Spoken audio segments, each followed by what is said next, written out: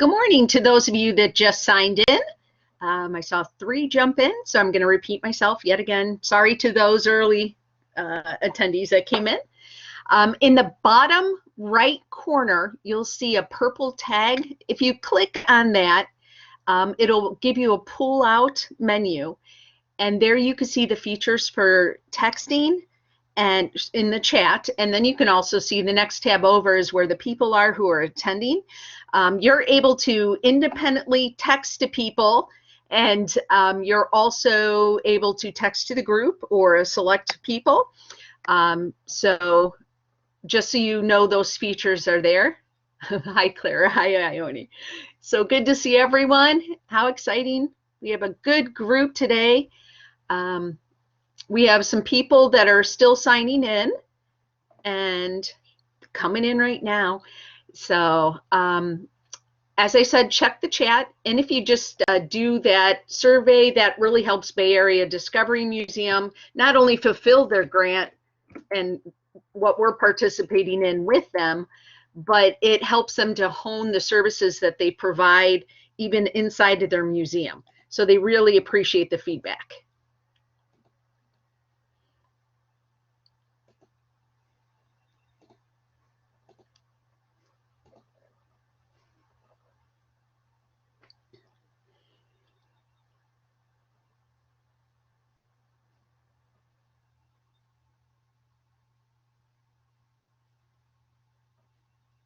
All right. Let's see. And then the other thing to let you know, in the very middle of the screen at the bottom, you'll see your an icon for you. Next to it is the microphone icon if you need to unmute. Next to that's the camera if you don't want to be seen, or if you do want to be seen. And the button next to that is to raise your hand. So if you have questions and don't feel comfortable interrupting Ryan or I, you can hit the raise your hand button, and that works just fine. So I think we're really close to getting started. Ryan, are you also in the same frame of mind? Or we could go ahead and kick this off? Works calling.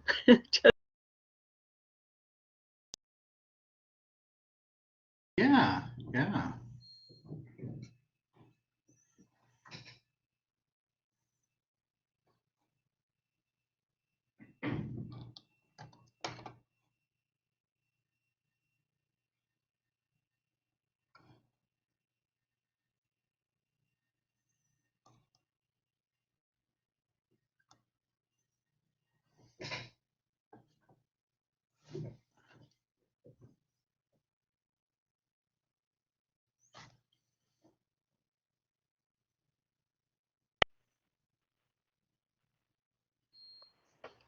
All right, so we have one person who's calling into the session, Ryan, just so you know as well, so we can keep track of that.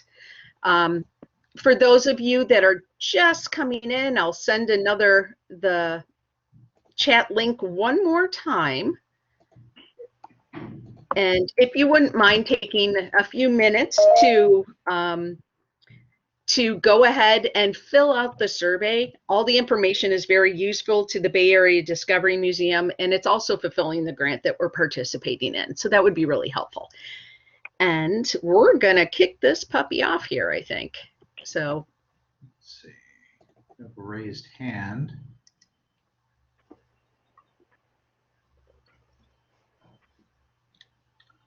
I have a hand that went down, so I suspect it was to get the link. Oh, okay. So, okay. Can you see the slides?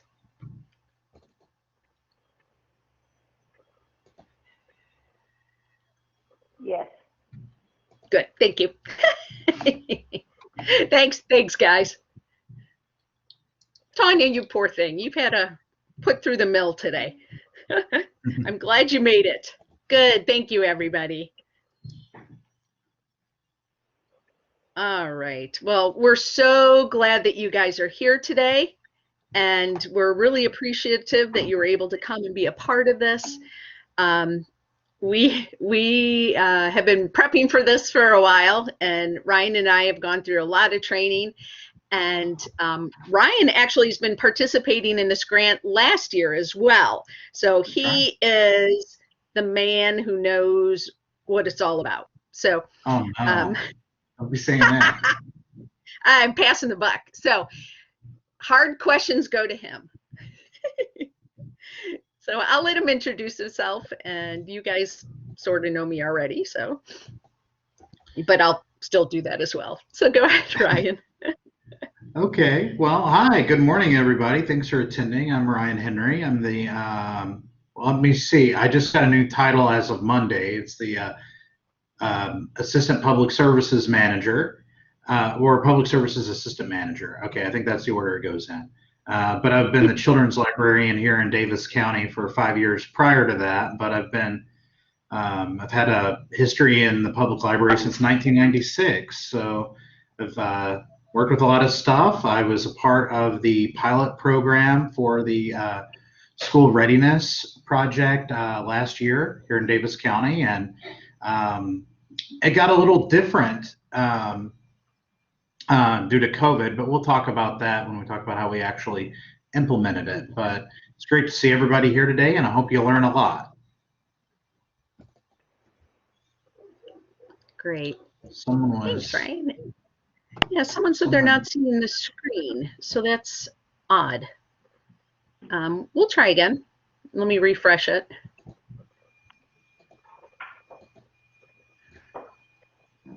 Wonder if Jackie should try to rejoin.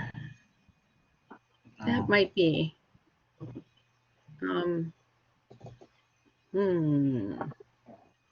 Interesting. Yeah, it might be that you have to go in and out. We'll try that. Well, let me share something else, and maybe that'll come up as it refreshes in your screen. Let's try that.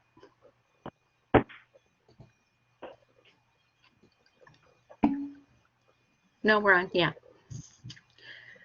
So I'll stop sharing that file, and I'll pull up our agenda. Let's see if this helps, and I'll refresh something too for you, Jackie, and see if that'll help. So this, I'm Amy Olson. I'm the Youth Services Consultant from KDLA. Many of you I've had the fortune to know over our monthly meetings or independently talking with people. So I'm so thankful that you guys are here and you're willing to learn and enjoy this. I think it's a unique workshop for us to experience because it was created by a museum, so that it gives it a different flavor. And I kind of like the flavor. So, so here we are for our welcome and simple introductions. We're going to be, just going through this with our growth mindset, and we're going to talk about what that is and how it will play into reimagining school readiness and the research that's been done with that. We'll give you lots of breaks. Even with this agenda, it's very likely not going to stay static. Both Ryan and I are just along the lines of going with the flow and seeing what the needs of everyone are and the questions that you guys have. So along that lines, we'd love it if, feel free to interrupt us. If you have questions, feel free to use that raise your hand icon, or if you feel comfortable, you can wait for a pause in our language and just jump right in. Or if you prefer, you can also comment in the chat feature. And so we'll be watching all of that and just seeing how best we can work together. There'll be some points where we go off into breakout rooms, and there'll be some different video clips. And then we'll also be doing some really, well, hopefully fun activities for you guys. If you don't already have the envelope I sent out to you, by you, near you, whatnot, please go grab it and come back, and we'll keep going. And don't worry too much about setting up yet for the activities if you haven't done it yet, because we'll give you time to do that as well. Feel free to eat and drink. It's not a problem. This is just informal, but hopefully highly informative. So, all right. So that just gives you an idea for the agenda. Like I said, it'll be fluid, and we'll just kind of see what everyone's needs and questions are, and we'll go with that. So I'm going to pull up again our slides, and we're going to get, Jackie's still not seeing anything.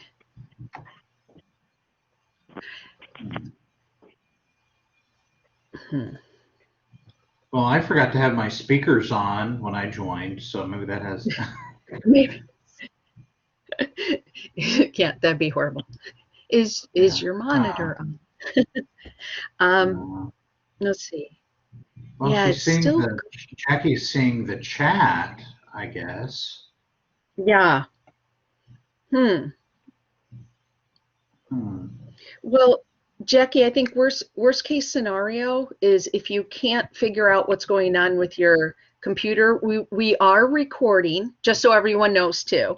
So we are recording, and this will be available later. On top of that, we do have another session on the 20th, and that'll be from 1 to 5 in Eastern time, so 12 to 4 Central, and we can hook you up that way too. So, alrighty. Ryan, did you want to go ahead? I've been talking for a while, and I'll let you kick it off. Oh yeah, I can do some talking. Oh, general rules, right? Mic on mute. You don't have to worry about your video if you don't want it on, but we do ask that you're hanging out with us and be engaged, and so we can hear everyone's feedback, because it'll just make it a better workshop. And, icebreaker activities. Okay. Yeah. So. But don't worry. Don't worry. Well, for the introverts, don't freak out. Don't freak out. Yeah.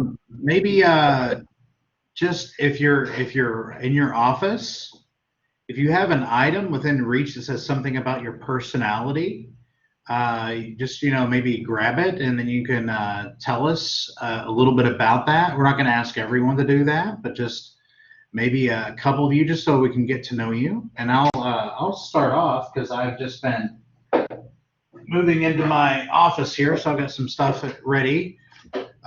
This is my dog, KK. She is about 90 years old in human years. So she's a old girl. We adopted her about 3 years ago, and she's like the grandmother of the house, and we love our dogs. So that's KK, and she would be here with me if she could. So does anybody have anything else nearby they'd like to tell us about? Well, I'll go while everyone's thinking and panicking, or content, depending. So I love ducks. So this is my crazy little duck, and she sits on my desk and kind of makes me laugh because her feathers are all over the place. And I have 6 ducks.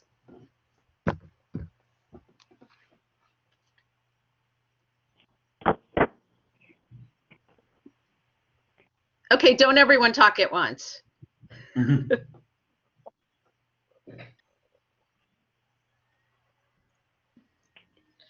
Can you hear me? This Yep. is Max.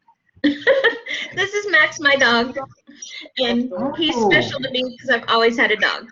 And he is not the brightest dog I've ever had, but he's the most cuddly and loving dog I ever had. So there's Max. Can you all hear me? Sure can. Okay, I'll go with mine. Mine is a pencil, and the reason I chose the pencil is it said pick something that's around here. I love pencils because you can always erase, you can redo, you always have them, and I like to think of myself as continuing to grow, change, be nimble, erase things in the past, go forward, and reimagine things, and that's partially what I'm excited about this webinar. So that would be me. Well, did you get the one about That was very well thought out, Jennifer. Can everyone hear me? Yep, Hi, I'm just Chelsea. fine. All right. So since I'm grabbing something nearby, this is my mug. If you can't see it, it says Kit Tea Cat, and it's got a little cat swatting at a tea bag. First of all, I love puns. I also love irony. This is not tea, it's coffee, which I also love. Can everyone? Well, I know Stephanie was saying, I said, I'm sure she was too. Let's say this: if you're not talking at the moment, would you please mute yourself? We have too many people I'm only that are diving in. You all text anything back? So I thought she was just talking to Hi, this I is said, Kathy, and I am not working in my office. I'm working remotely. I'm unexpectedly babysitting my grandson today. He's 5 months old, so he's what I have near me.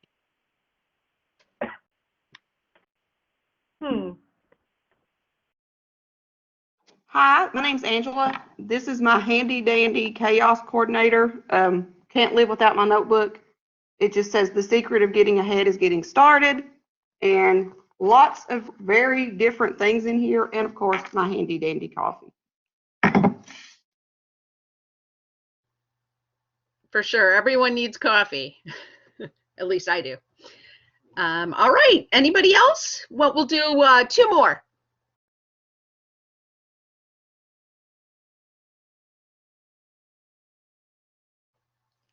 And don't forget to look at the chat. We have some people that can't, they don't have a microphone or don't have a video, or for whatever reason it's not working today. So check the chat. There's also comments going on in there.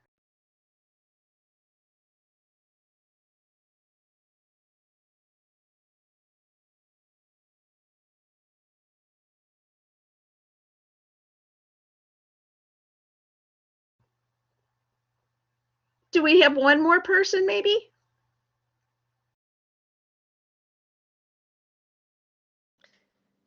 This is Kathy. I was checking to see if you all were able to hear me because I'm joined by phone. Can hear you very well. Okay, thank you.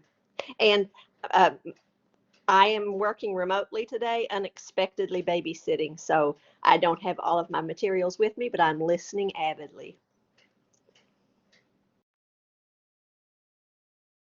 Excellent. All right. Before Ryan takes off again, I'm going to put the link one more time, if you haven't had a chance, in the chat. There's a survey to fill out before we continue too much. If you haven't done it yet, if you just quick jump over and do that. Let's see. Lori Beth says she has R2D2 and BB8 and Baymax with her. Android friends you need. And I saw a Squishmallow somewhere. They're so soft. Oh, Monica. Yeah. Heather Lee was talking about Squishmallows. They're amazingly soft. I definitely like them. I have one that's shaped like a monster. Elizabeth Goes doesn't have a mic right now, but she has eggs at her desk from her chickens, and she has 23. There you go.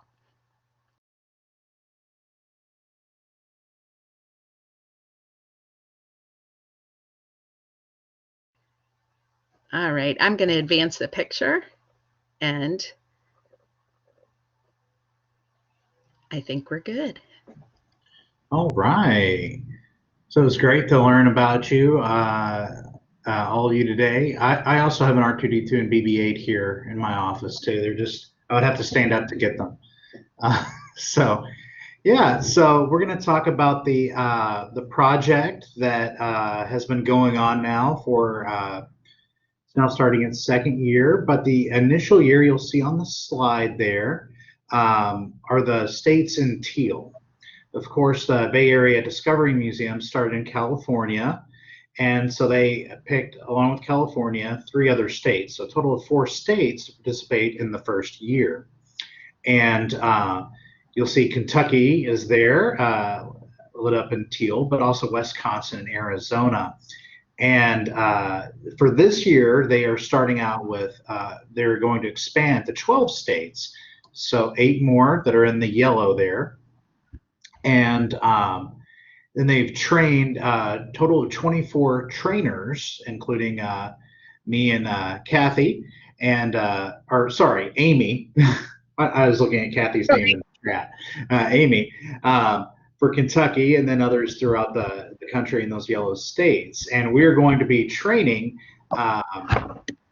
hopefully 720 librarians, not all of us, but the 24 trainers total, who will then take this information and then carry it on to close to 30,000 children and adults coming to programs at their libraries.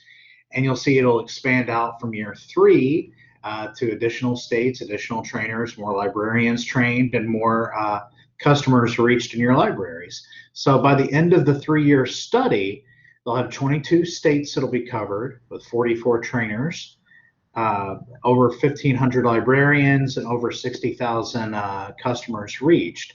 So this project is going to reach a lot of people over the coming years. So we're really excited to be a part of it, and I'll get to tell you about what Kentucky did in its first year a bit later on. So let's go ahead and take a look here at the next slide.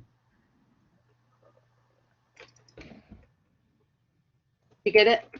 Yeah.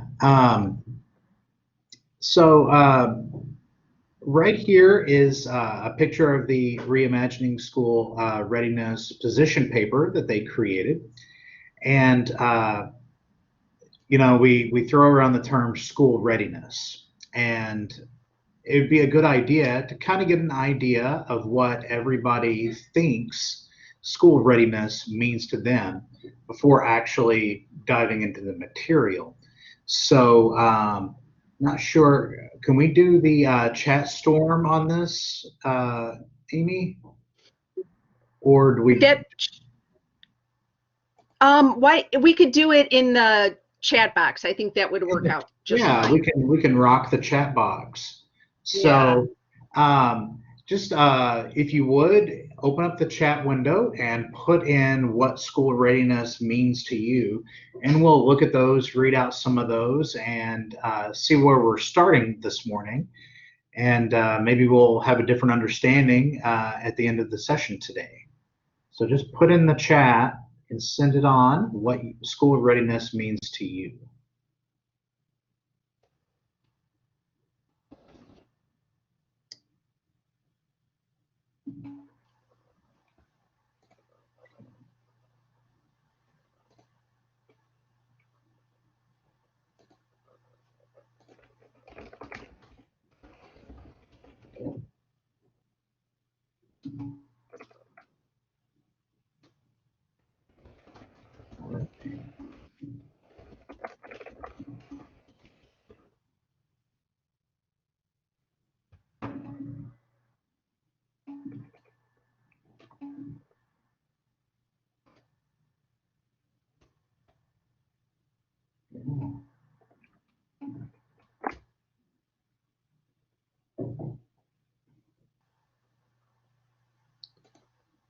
Getting a bunch of great responses.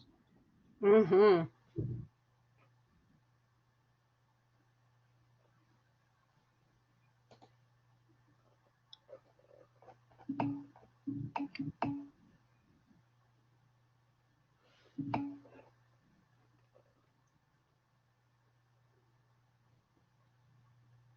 Right.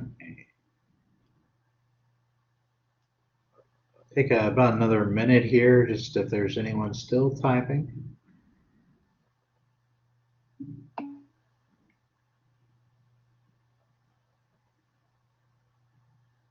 Mm-hmm.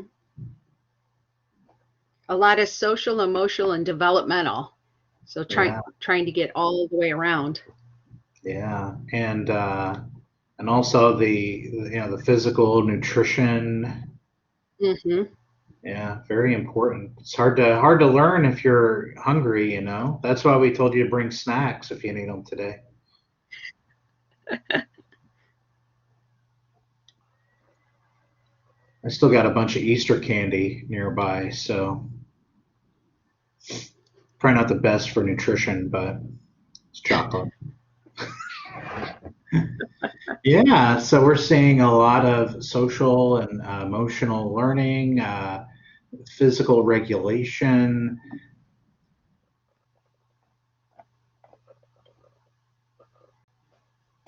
Foundation ready to learn. Ah, yeah. So lots of great responses here. Great. All right. Yes, Amy? Okay. And then, and I saw at least one person put in about the growth mindset being important. We're going to be talking a lot about the growth mindset today, which is really a key part of school readiness as far as this project is concerned. So let's go ahead and continue on to the next slide. Okay. So yeah, there's that key word there, developing a growth mindset, that phrase there. Let's see, we're talking about that.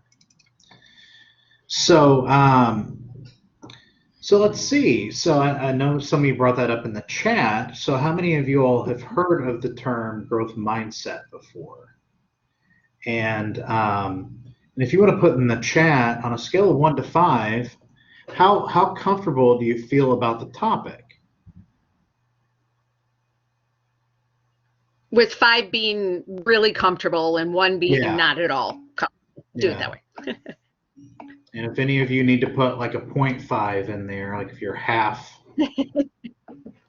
Yeah. Oh my goodness, there's some high numbers. Yeah.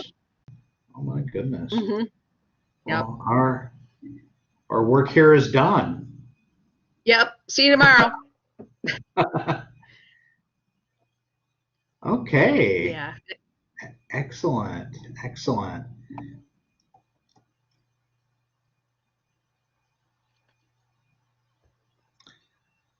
That's great. Yeah. Well, some of the information you'll hear about today might be the same as you've heard before, and some of the information might actually contradict it. So, or, you know, take you off in a different rabbit trail of thought that you haven't had before.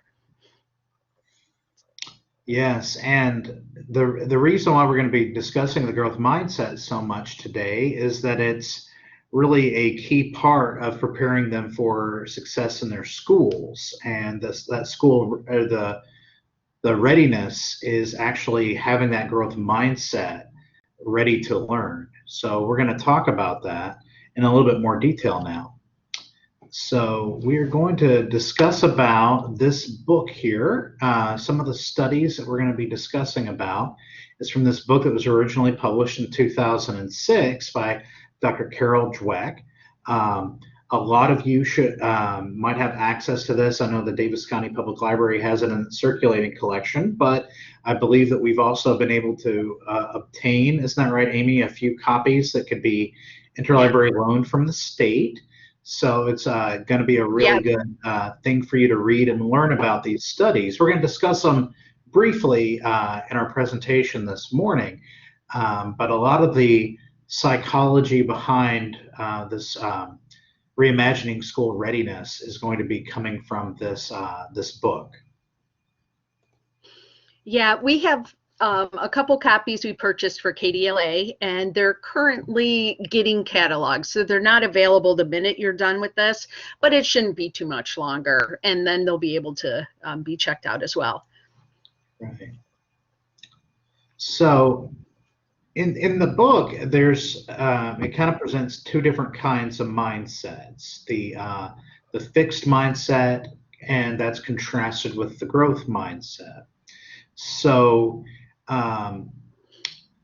you know, you'll see here that the fixed mindset is pretty much the idea that a person has a predetermined amount of intelligence, skills, or talents. Okay, whereas the growth mindset believes that intelligence can be grown or developed with effort, persistence, focused on learning. And you can look there and see some of the statements and ideas that go along with each of those mindsets. And I think that, you know, you can look at yourself and see that there are reasons why you might have like in different areas, you might have a fixed mindset and you may have a growth mindset in other areas. For example, like there are things that like technology, for example. I am easily frustrated with technology. I've always been told, like as a kid, like, oh, you're really good at technology. You know how to set up things. You know how to hook up this, new TV or VCR back in the day. So whenever technology doesn't get to work right for me, I tend to go, well, I know everything there is to know about technology. Why can't I get this to work? And I'll get kind of angry at it and think I can't grow too much about it. But things that, like, oh, I'm going to get better in time, I might have a growth mindset about. Like things like I do painting, and it's like, oh, if it doesn't turn out well, I've kind of like had the idea like, well, I'm going to keep trying. I'm going to get better at painting because that's something that I don't have the fixed mindset about. So that's something that, the ideal is that we're going to have children and other people develop and nurture that growth mindset, but just to be aware that there might be areas of your knowledge that you have more of a fixed mindset about, and that's going to help you actually develop it into a growth mindset. So, if I might interject also, yes. It's not good versus bad. Fixed isn't bad. Growth isn't good. It's it's being open to the fluidity of your mindset. So sometimes having a fixed mindset is very appropriate and might save your life, or might just be realistic. It's like, I just can't get better. Whereas you might need to have more of a growth mindset where down the line you actually can learn and hone a different skill set that you may not have done. So we're not trying to paint it in very black and white, good and bad kind of thing. It's an alternative method of brain thought.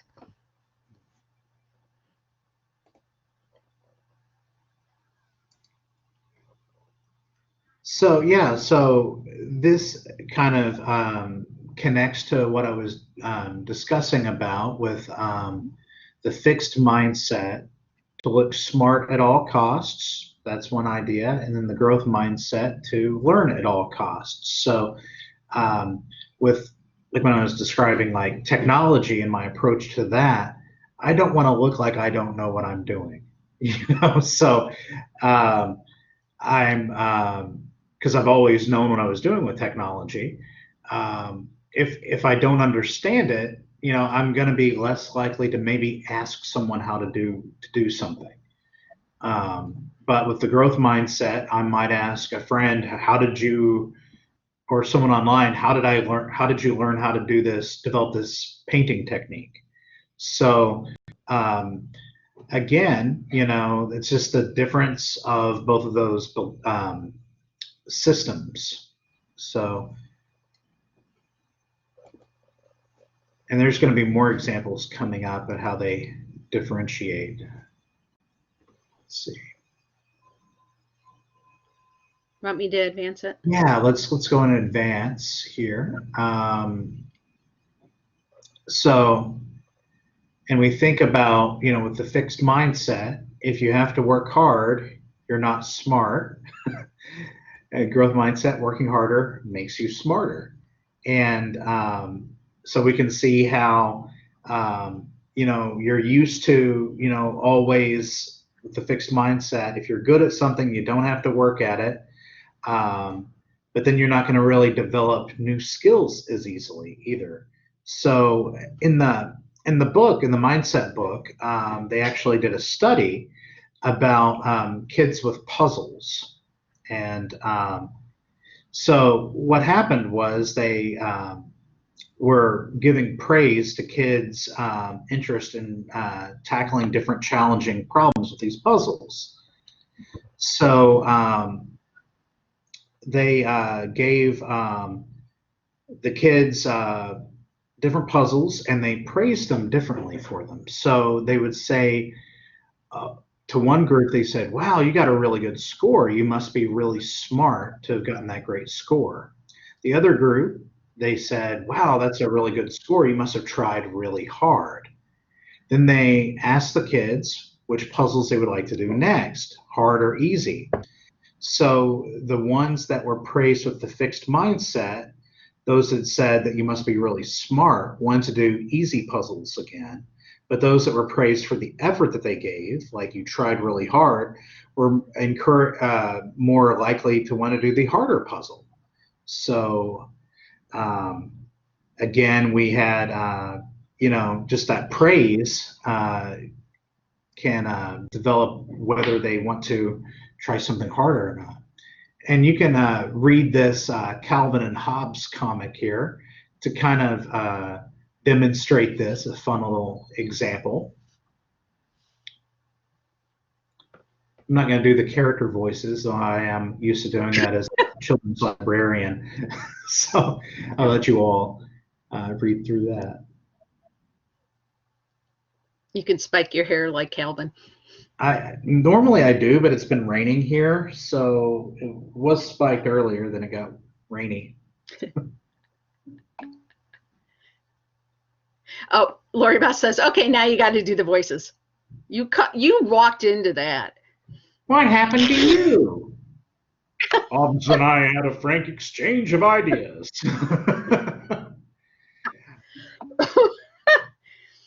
Yeah, I walked into it, yeah. I'll save you. There you go. Thank you. You can become defensive with a fixed mindset. Yeah. I'm not going to do it.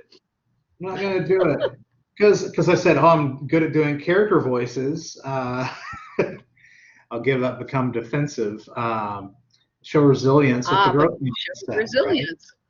Right? Yeah. So if I knew I wasn't good at doing character voices, I would keep working on them and practicing on them.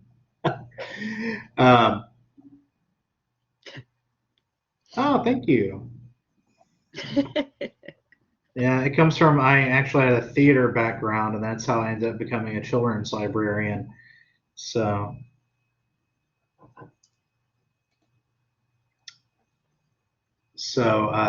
yeah, so those are the examples. We can go and move on. Okay. So with the fixed mindset, after having setbacks, if something doesn't work so well, I'll spend less time on this project from now on. Might be something that someone with that mindset would say. But with the growth mindset, I'll work really hard from now on this. So an example of that was recently I've been getting into 3D printing with a resin printer I bought at home. And because it's technology, I was willing to say, like, it didn't work out right. I'm going to just give up on this and just not get it out again. And it didn't work out right. Oh, my models are all glooped over and folded over and look terrible. And so that's it. I'm just going to stop and not put any effort into it.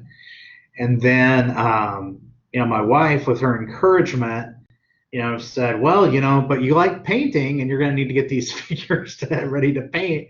So that made me want to work harder on figuring out what was going wrong with it. So yeah, after the setbacks, you really learn with the growth mindset to put in that extra effort. So jump ahead. Approach life with the growth mindset. You understand abilities can be developed. So that's a good reminder for all of us.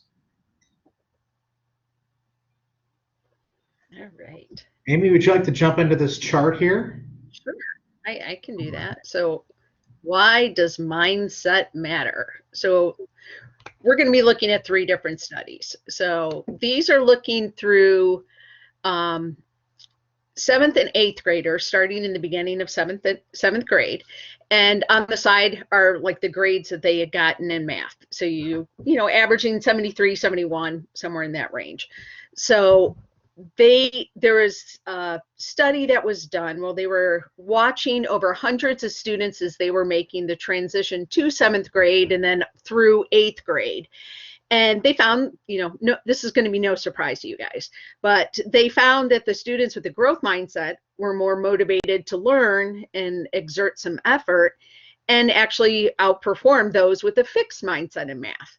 And then, but what they found is as they proceeded from 7th grade and continued into 8th grade and then toward the end of 8th grade, the gap still continued to increase between the two. So you can see, those with a growth mindset are in blue, those that tended to have the fixed mindset were in red, and this was out having intervention. So they watched this to see what would happen, just as a normal trajectory would happen in a classroom with this group of kids. So their math grades, as you see, just continue to pull apart. And so that was based in a study that was done in the initial book of mindset. I can't remember if we said that, but their newest edition came out and it's from 2019. So that's really what we're working from here. So the good news of this is you can learn to have a growth mindset. So how did they know this? So a study that was done not just in 2007, but again in 2015. That's what this chart's based on. So the sides on the left-hand side, it flips, instead of to grades, it flips to their GPA. The same trajectory, though, where they're in the fall of 7th grade and proceeding through the spring of 8th grade. So basically what we would traditionally call junior high times.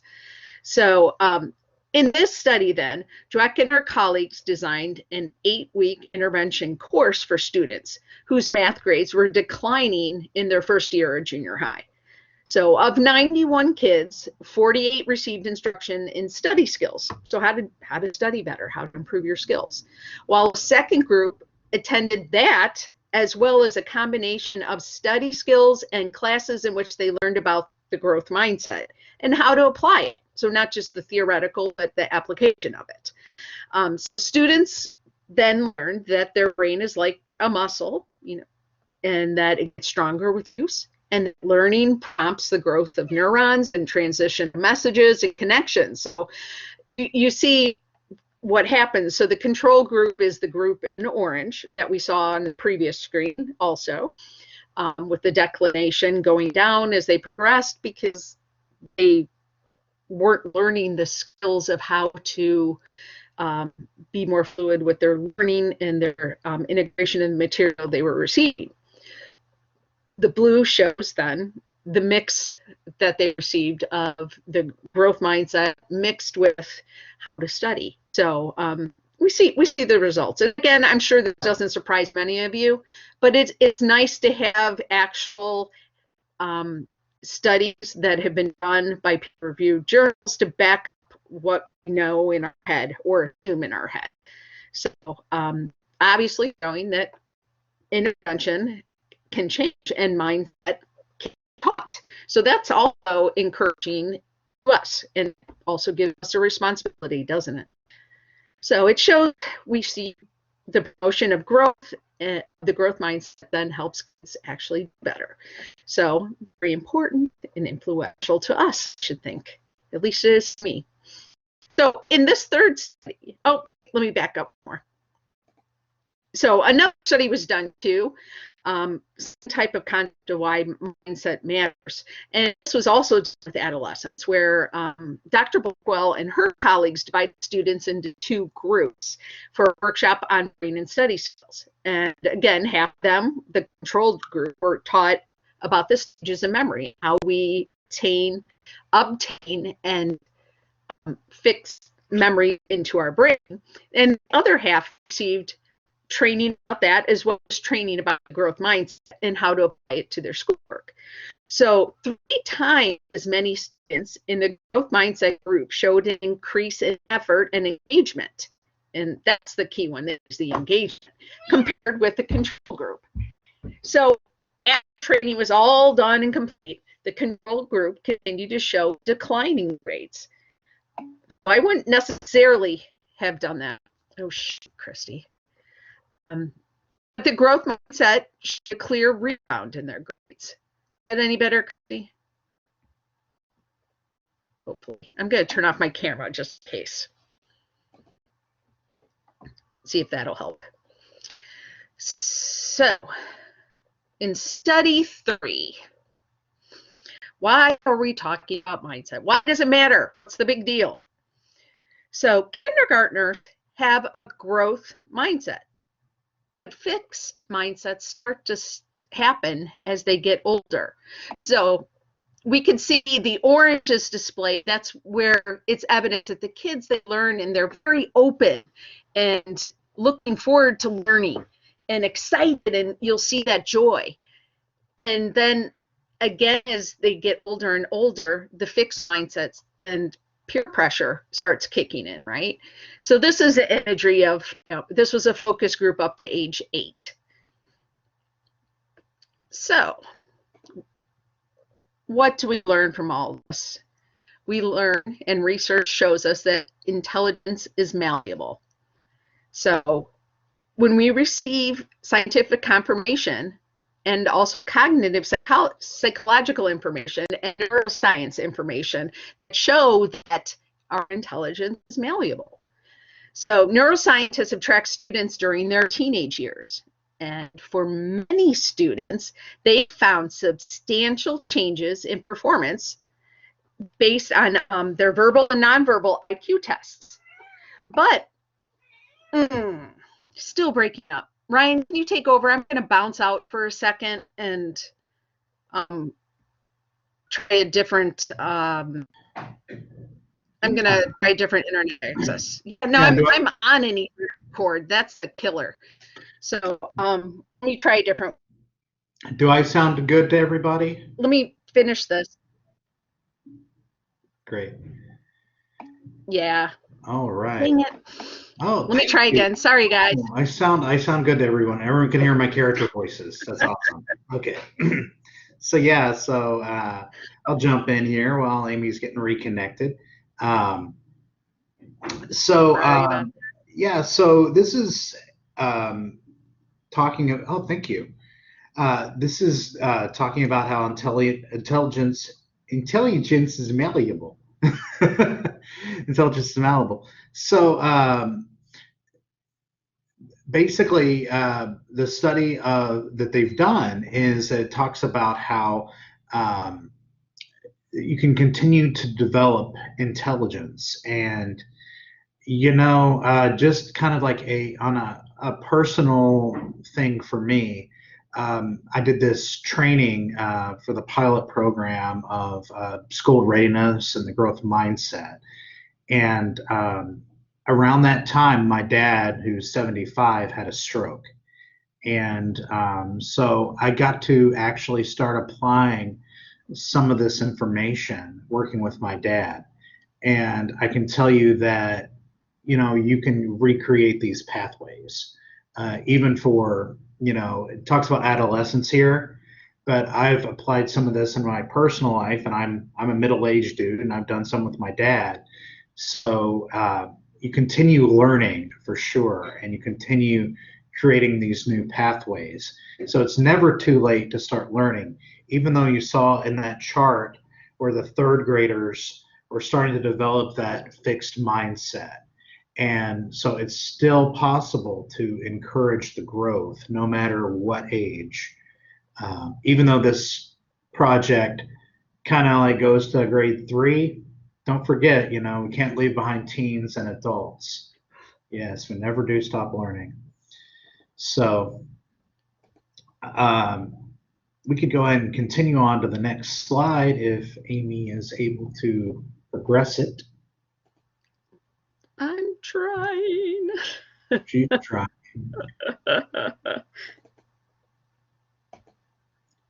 All right. So here's some actual pictures of the neural pathways.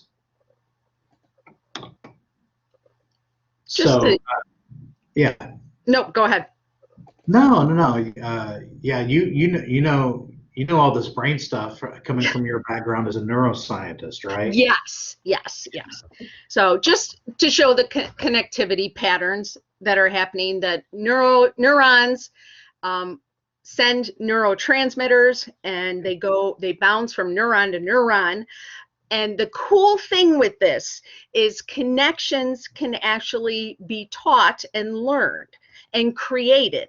So say that one connection falls apart, it actually can, they're so smart, they can bypass and send messages from another neuron, from one neuron to another neuron, and create a whole neural pathway. So when we look at that, if you see this slide here, we could see the connection that's happening. These were actual scanned images that were done of, the first image is before any training has happened. The second image is after 2 weeks of training. And the third is after 2 months of training. So we can see there's all these new neural pathways that are being made. So the brain is actually what they call neuroplastic.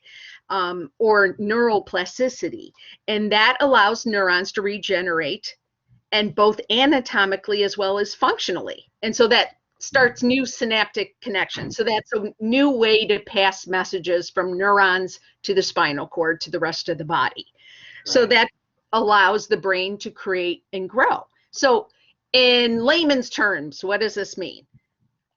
Well, it means, you know, it's like we're walking down a pathway in a forest, right? And there's not much of a path yet, but the more we walk on it, the path gets bigger and bigger. And then the more we walk on that, the pathway continues to get more and more traveled. So that's just what's happening, is as they learn, they're learning, and as we learn, we're learning new ways to think and strengthening them. So literally, I had a teacher growing up that said, you know, your brain's a muscle, you got to work out in order to build it up. And, you know, yeah, kind of dumb and hokey, but a lot of sense too. I guess that's a pun. When you're thinking about it, is the more you use it, the better it gets, the stronger it gets, and the more skill sets you have. You know, common sense, but supported with intense study, which is pretty cool. So we teach about neuroplasticity all the time without even knowing it. So we have different books, you know, the Sophia books, any book that teaches that it's okay to make mistakes, all of those play into it. So like Ish by Peter Reynolds, that's where the drawing looks plant-ish or tree-ish, you know, sort of. It gives a flexibility so it doesn't have to strive for this perfection, yet they're willing to keep trying over and over to hone and harden up those neural pathways and strengthen them. Or the magical yet, that's a newer one, is I can't do it yet, and yet being the magical word that eventually I may get there. And it's, you know, so let me continue. I just stopped myself. I was going to start saying the same thing. And if any of you have ideas of other books that you've used that are similar topic, you can put them in the chat. Oh, for sure. Maybe, share some other ideas with your colleagues here. And we can all grow here, growth mindset. Yeah, that was just a fraction of the books are out there. You know, it's just, we, like I said, we do this all the time in our story times, and there's lots of books out there that can even be tweaked to fit the whole idea of, you know, the encouraging books, the keep trying books, the don't worry books. All those help to increase the neuroplasticity, which helps to increase the transfer of neurons and the energy that's passed from the neurons to the spinal cord. Oh, we got a nice Goodreads list. Beautiful. Oops, all right. There we go.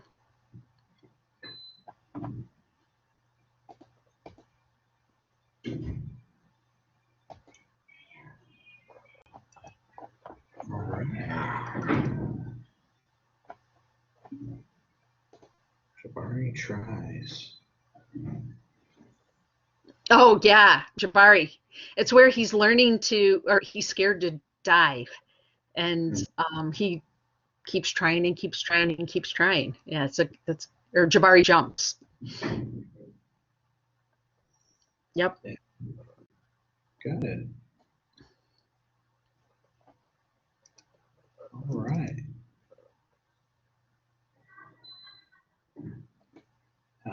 He got back up again after the fall. Nice.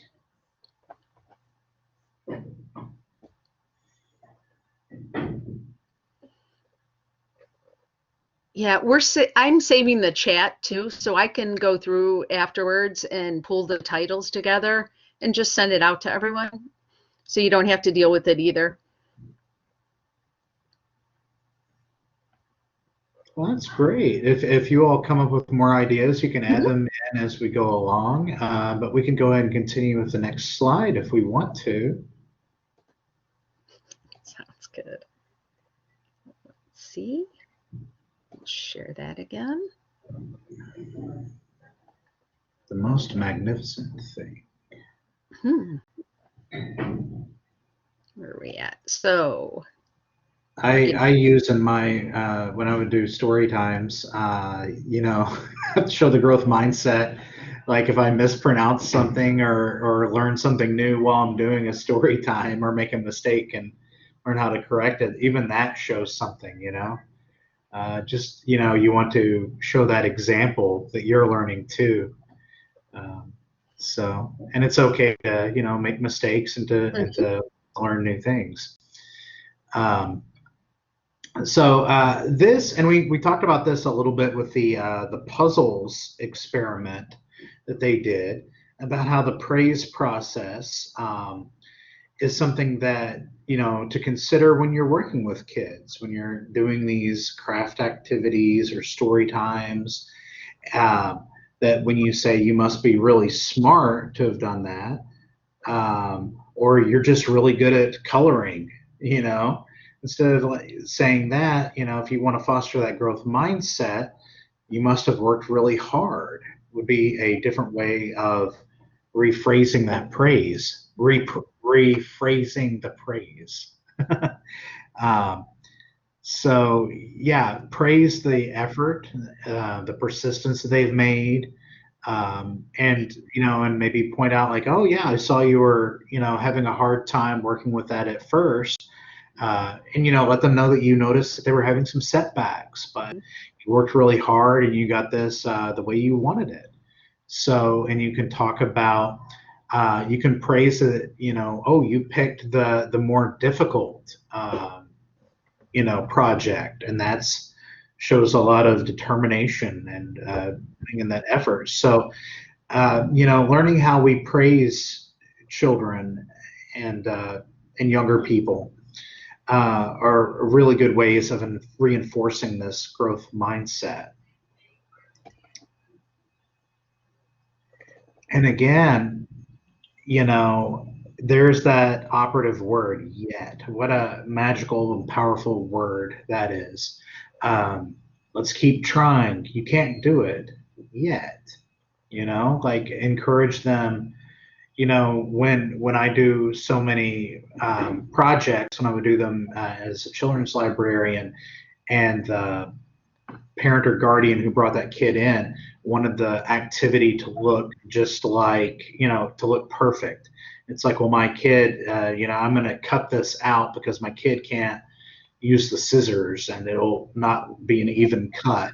It's like, no, it's important that they work on it and do it themselves, you know, as long as they're not going to cut themselves.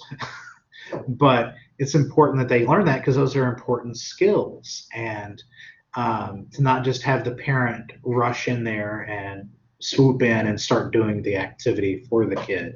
So just encourage them that, yes, they will develop these skills and they'll learn how to do them even if they don't have them yet. So here are some other phrases that, that you can say to encourage the kids. and you can try saying them to yourself. For sure. Yeah, I mean, I have started a new job as of Monday, and there is so much I have to learn, and I know I'm going to mess up doing it. But these types of quotes are what I'm going to tell myself, to try to keep learning, so I don't just shut down and not stop learning and stop growing. So yeah, some of these may seem a little hokey, but keep in mind, that the brain is going to really learn and grow from hearing these types of statements. So just give those a good look over. Okay. Oh, I can go back. No, Sorry. no. It's all recorded. They can go back and pause it. We have some very growth mindset oriented individuals in this session. So they're Yes. going to do that. Yeah. So here's again, some more examples that we can look at to develop a growth mindset. And you can look and see what maybe on the left is what we're used to saying, and with a fixed mindset. And then what would the growth say to that, the growth mindset? So, yeah. And maybe you guys have some ideas too. If you think of other things, maybe just throw them in the chat or feel free to jump in. I know one of my favorites is I wonder. I wonder what might happen. I wonder how this could change. I wonder how we might do this differently. That one really seems to work well with my 7-year-old. I like doing movie quotes and pop culture references. So I have it on my wall in my office of Sam talking to Frodo in the Fellowship of the Ring, where he says, "That's it. One more step will be the farthest from home I've ever been."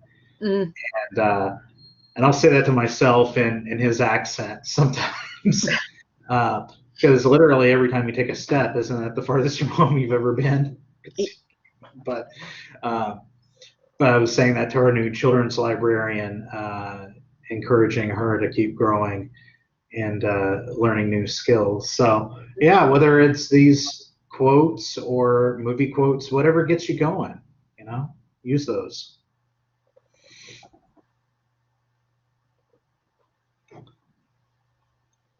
So yeah, so when you're working with kids, and this is just sort of to reiterate some of the things we've already been talking about, it's teaching the kids that their brain is elastic, that they are always growing and can find new ways to do things. But the important thing is the process that they're doing, the actual procedure. That's how they're learning. It doesn't matter if their craft looks perfect. It's that they are developing the skills to learn how to do these in the future. And you get successful failures, like I know that in my own example of my 3D printing that I was doing, it's like, oh man, there's this figure didn't, appear correctly, and there's holes in it, or only this side didn't print correctly. There's still successful failures. And I would take those models that didn't print correctly, and I would still put them up there and display them, so I could kind of keep an eye on them and see the growth. Now that I have them looking better, I can see where I started. So you celebrate the challenges and risks that the kids do, because you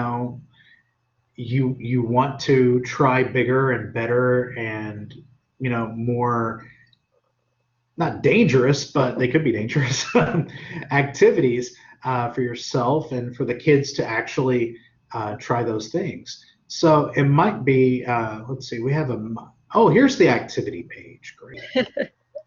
In your packet, you'll find this too, the growth mindset activity. It should be one of the loose leaf pages.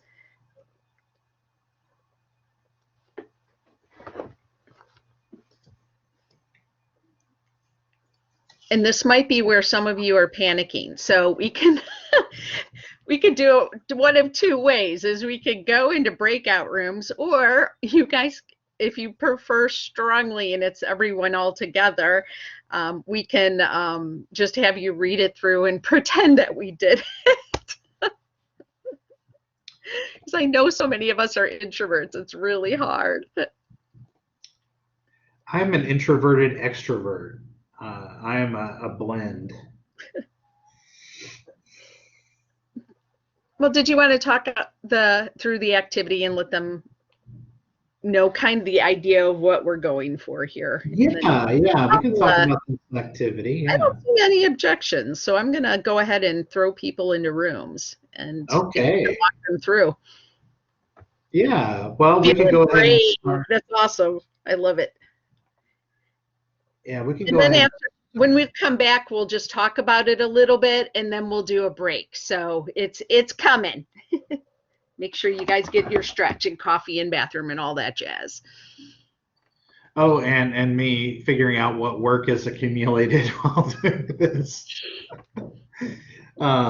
Yeah, so what this activity is, we'll talk about it, is that there are several scenarios posted there on the screen where you are, we're going to get into the realm of imagination, okay?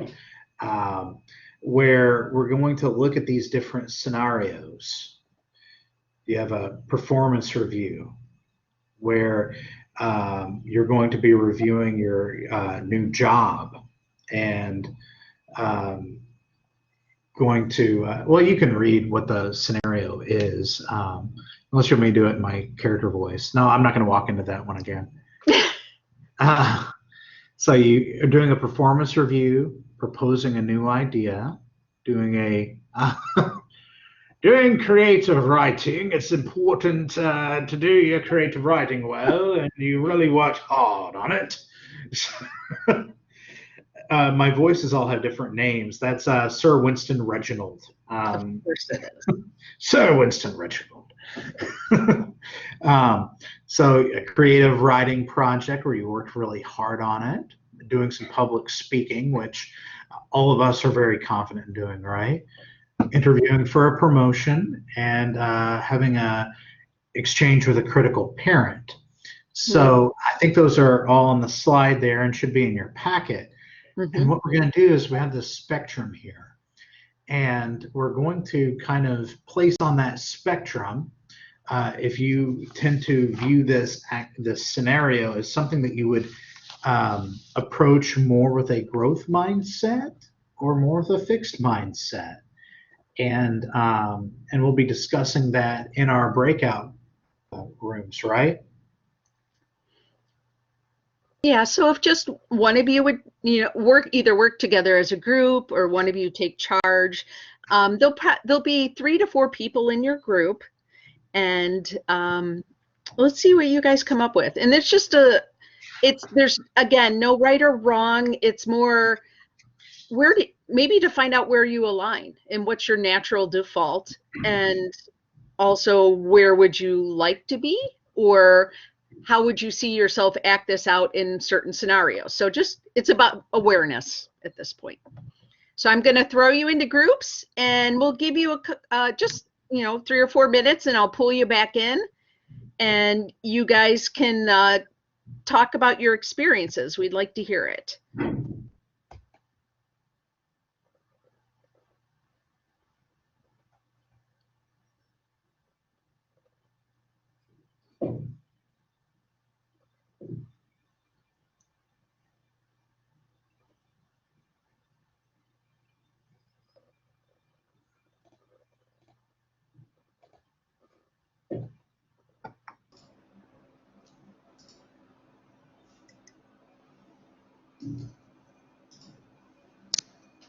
Are we in a group? I can't see people, but oh, there you are. I can see you. Hi. I don't know. It said I was in the main room, so I didn't know. So I was in the main room too. How bizarre. I give up. Why can't I use Zoom? We're in a breakout room with everybody broken out in the same room, which is okay. We can make this work.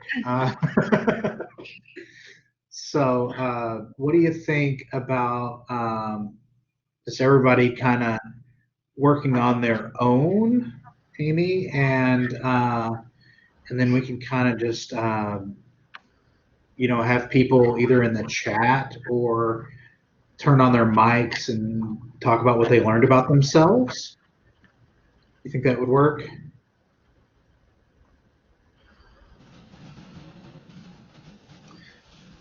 The main thing is we want to hear from each of you, so it's not just Amy and I sharing our knowledge. We want to get your knowledge. Well, yeah, do one scenario at a time. Unless you want to do a creative writing to an angry parent publicly speaking, you could combine them all into one mega stressful activity. No, I'm kidding. Yeah, you want to rank each one of them, of those scenarios on the spectrum. And then we'll just discuss what we learned about ourselves.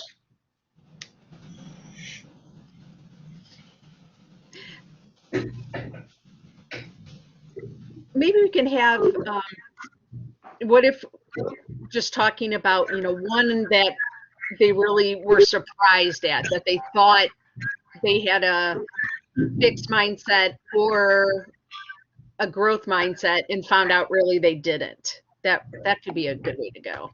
Oh, she's nailing it. She had a good idea. Okay. How do you react to each scenario? Yeah.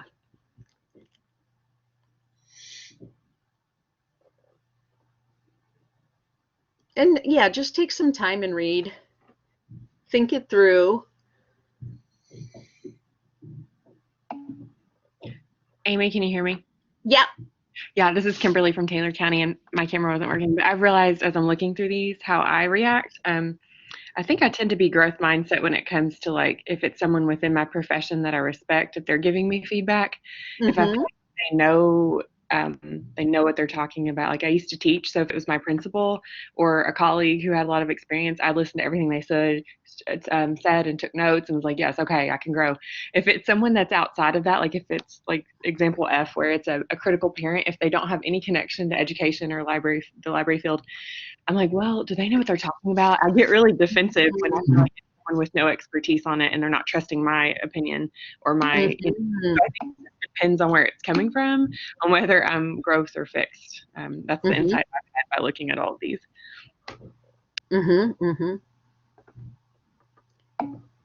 I found when I looked at it, I had to redefine what fixed was and what growth was, that I didn't truly understand the whole information that Ryan and I just unpacked earlier in our workshop, that I had to kind of look how it fit me and how I was defining it a little bit and try and improve my thought process a little better. They're making you uncomfortable. Yeah. Fixed with a capital F. You are not alone. Well, I'm finding as I'm reading through that I can definitely see myself in the moment having a fixed mind, as I think about it later, moving into growth. Does that make sense? Absolutely, yeah.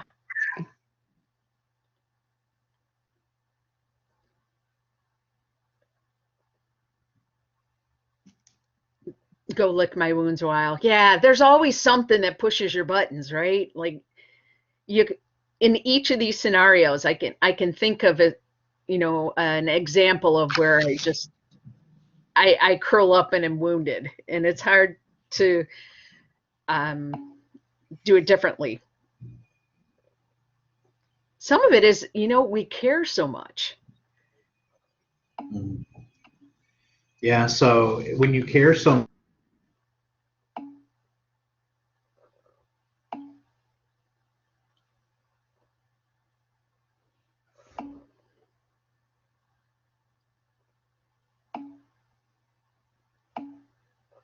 Yeah, care and passion leads. Go ahead, I'm sorry. I was just going to say, so looking at it, I put it in the chat, but it really becomes apparent how much your environment can affect your mindset, because I worked somewhere else previously, and it really encouraged a more fixed mindset and did not encourage growth. You know, if you didn't meet expectation, you were really you were kind of punished for that, you know. So it kind of made you less wanting to grow or to try new things, because you were kind of became afraid of that, you know. So yeah, environment is really important too. And your peers around you, right? Like how they'll respond, playing in not just the physical environment, but yeah, personal expectations. Even our hopes can impact this.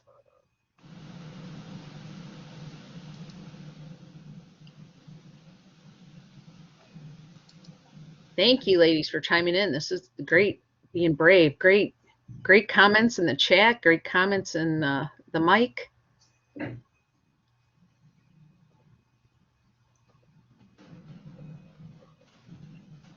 Any last thoughts? This is Kathy. Reading through each one of these scenarios, it makes me think of something that happened in my past. I'm a retired teacher, and I remember having a very fixed mindset when I would have, we would have people from central office come do observations, walkthroughs, and to have the high school football coach critique my work always rubbed me the wrong way. Because I thought, okay, what exactly is it that you know about my program as a school library media specialist when you have never darkened our doors? So, and again, as somebody else had mentioned, lots of times we start out with the fixed mindset, but then as you stop to think about it, there may be some very good points being made, and then you kind of move toward the growth mindset. And I'm sure that's what the purpose of the walkthroughs was anyway.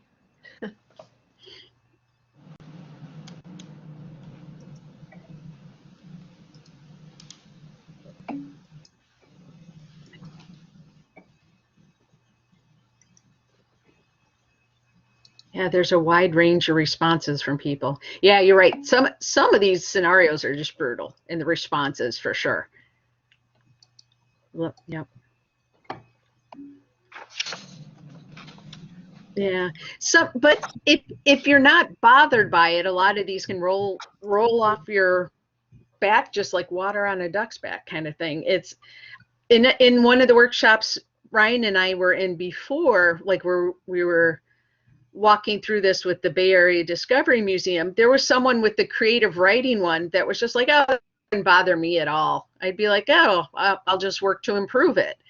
And I just thought that was impressive, because as many of you have mentioned in the chat, C would just like knock the feet out from underneath you, right? Or a scenario similar, if someone came in and said your music was that way and they were as rough to me as that, I'd be on the floor. So it's interesting that people, it reminded me again how people respond so differently. And even if something is very, very important to them, like as it was for this one librarian, she just rolled with it, and it was impressive to me.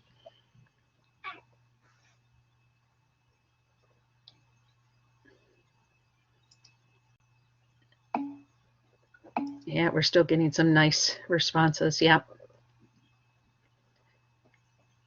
I think these are really good things to think about, and it's a process. We're not going to, get to the land of growth mindset immediately, but like I said, it's a process we'll keep working through and trying to promote those neural pathways of growth. But I see it's 10:23. And please feel free to keep chiming in with answers and responses. But I wanted to give you guys a chance to get up and move around. I'm going to switch to another PowerPoint and, get your coffee, do whatever needs to be done. And why don't you come back in, it's a shorter one just now. We'll see you at 10:30 or 9:30 if you're in Central. And just take a break. And we'll see you in a little bit. All right. As we're waiting for people to jump back in, why don't you go in the chat and tell me your favorite book? And yes, just choosing one. Any genre.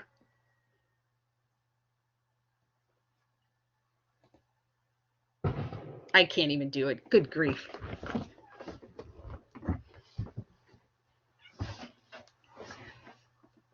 All right, one of your favorite books.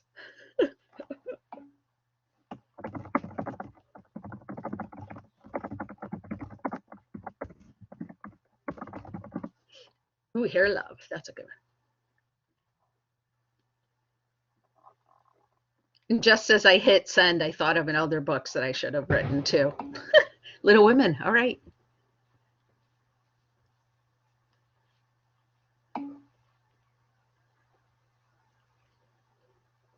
Elmer. That artist is under consideration up in Canada for an award that they hand out up there. I know, hardest question ever. I know, right? Harry Potter series counts as one. That's fair.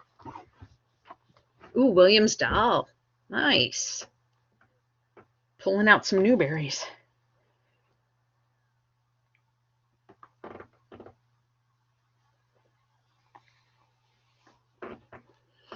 And as we're waiting for people to come in, if you don't have your supplies close to you for the activities, why don't you just grab them and so you have them available.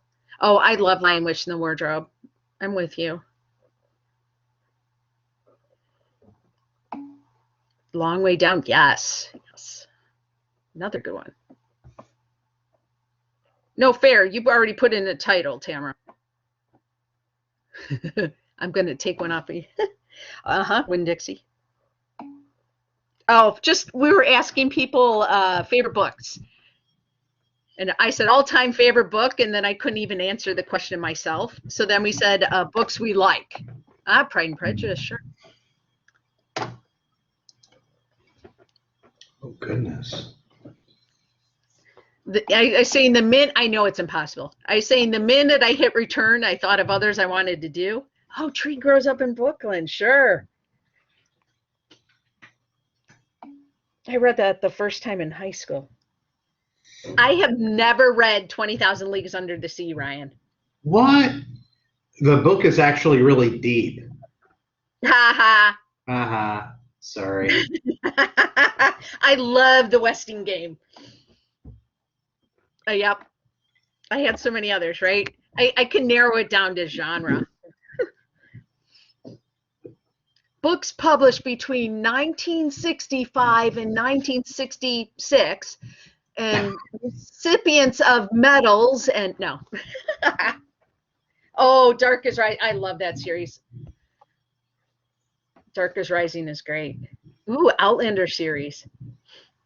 I read the first Outlander. You guys don't care about this. Well, I'll tell you anyway. I read the first Outlander when I was pregnant with my first daughter. And I finished it and I went into labor. So when I had my second child, I was like, I'm going to do it again. So I read it and finished it. And then I went into labor, but it took 3 days for me to deliver. So it didn't work as well as the first time. Ooh, Ellen Foster. That is a good one.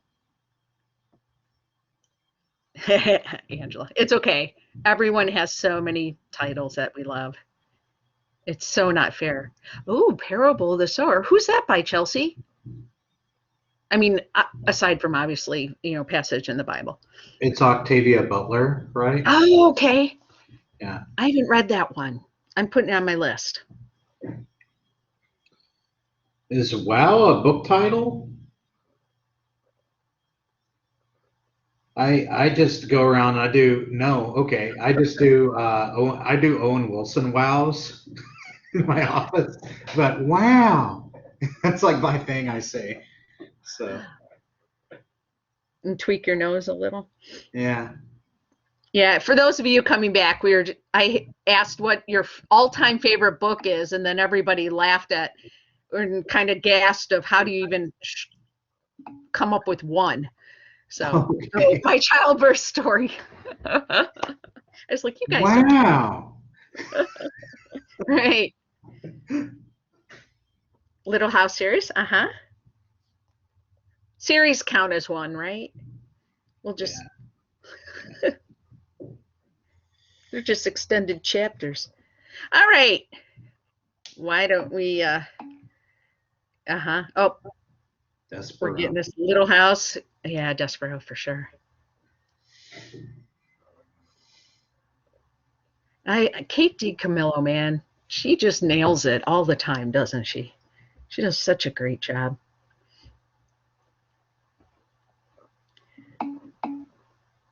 Spool the thread for sure. Well, Laura Beth, yeah, that's coming next. No, it's going to be your what would your superpower be? That's the next question. And apparently I set the alarm on for something. I'll be back, Ryan. All right. Pick a favorite book. Next wants me to choose a favorite movie, a favorite song, or a favorite Avenger. Oh my goodness. We don't want to get into those territories.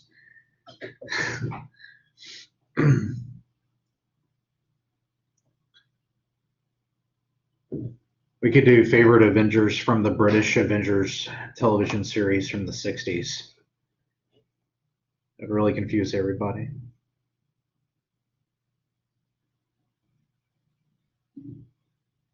Appeal, yeah. I think that's everyone's favorite, right? So I don't know what Amy did to sell. So yeah, she was cool. Don't know what Amy did. Like apparently, is there like a warning that goes off when you discuss literature? Like it sets off an alarm? Yeah, absolutely. No, I had before we started the workshop, I had turned on the water on the stove for coffee for my French press, and the water all boiled away while we've been yapping because I forgot. No. It's fine. That's why I have like an industrial kettle. Apparently I can burn it to death and it doesn't matter.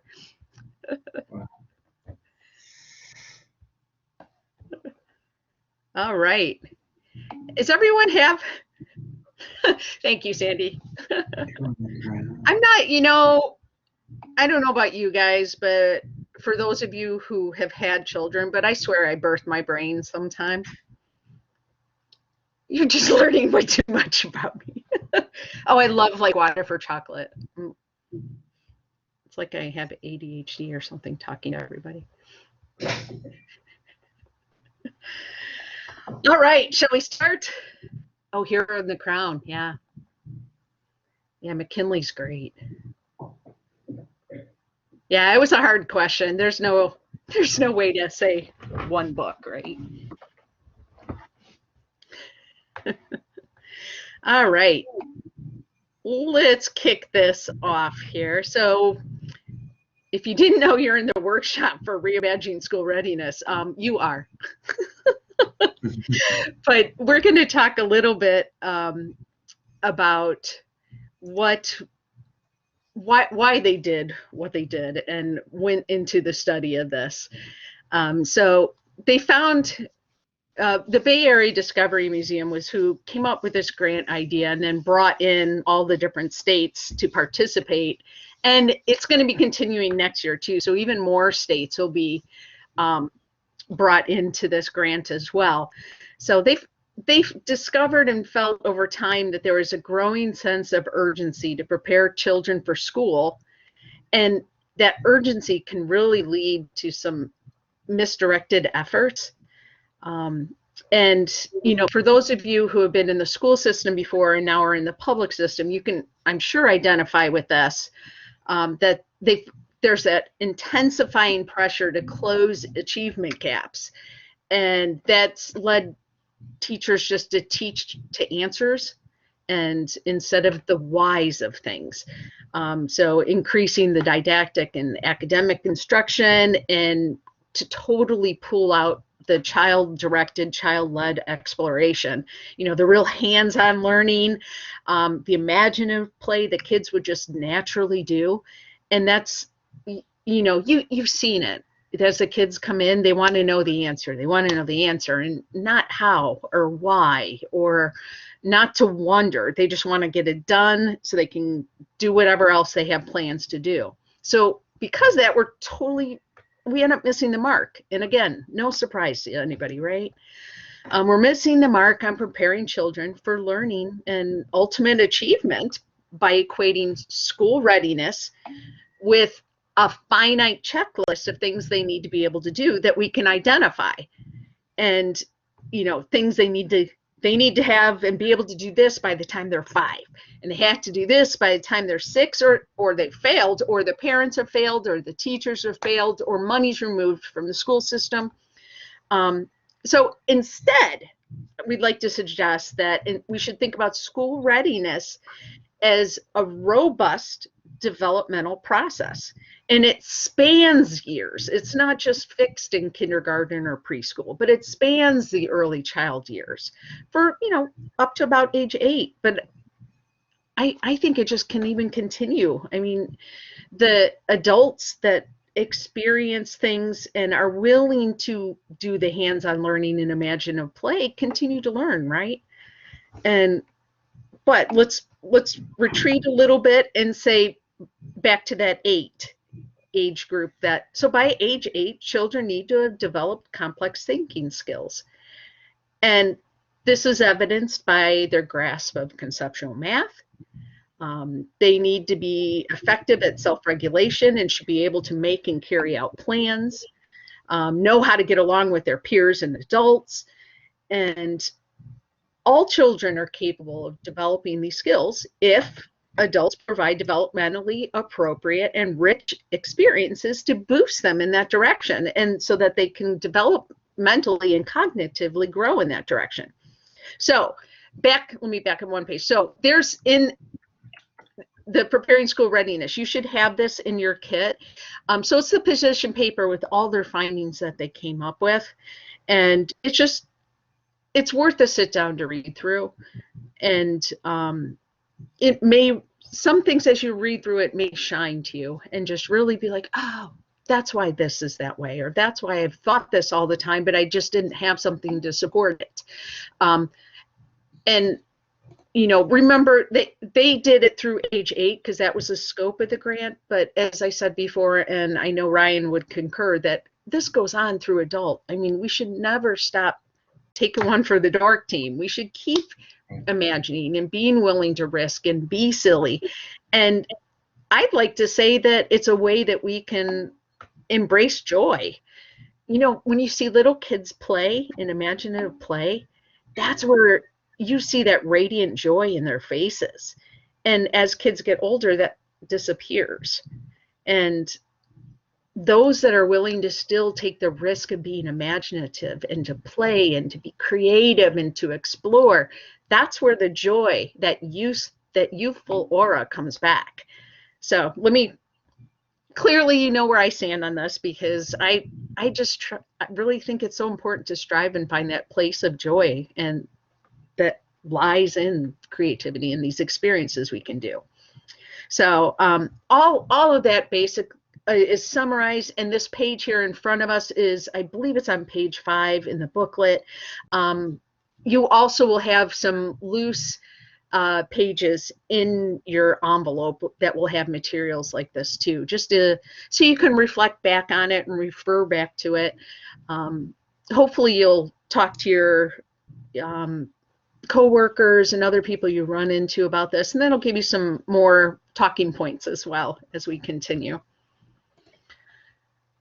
So we look at adult-child interactions, and not just the random everyday, but the intentional ones, let's name it that way. So quality adult children reactions, the conversations we have, the questions we ask, the experiences we provide, they matter, right? And us as children librarians know this.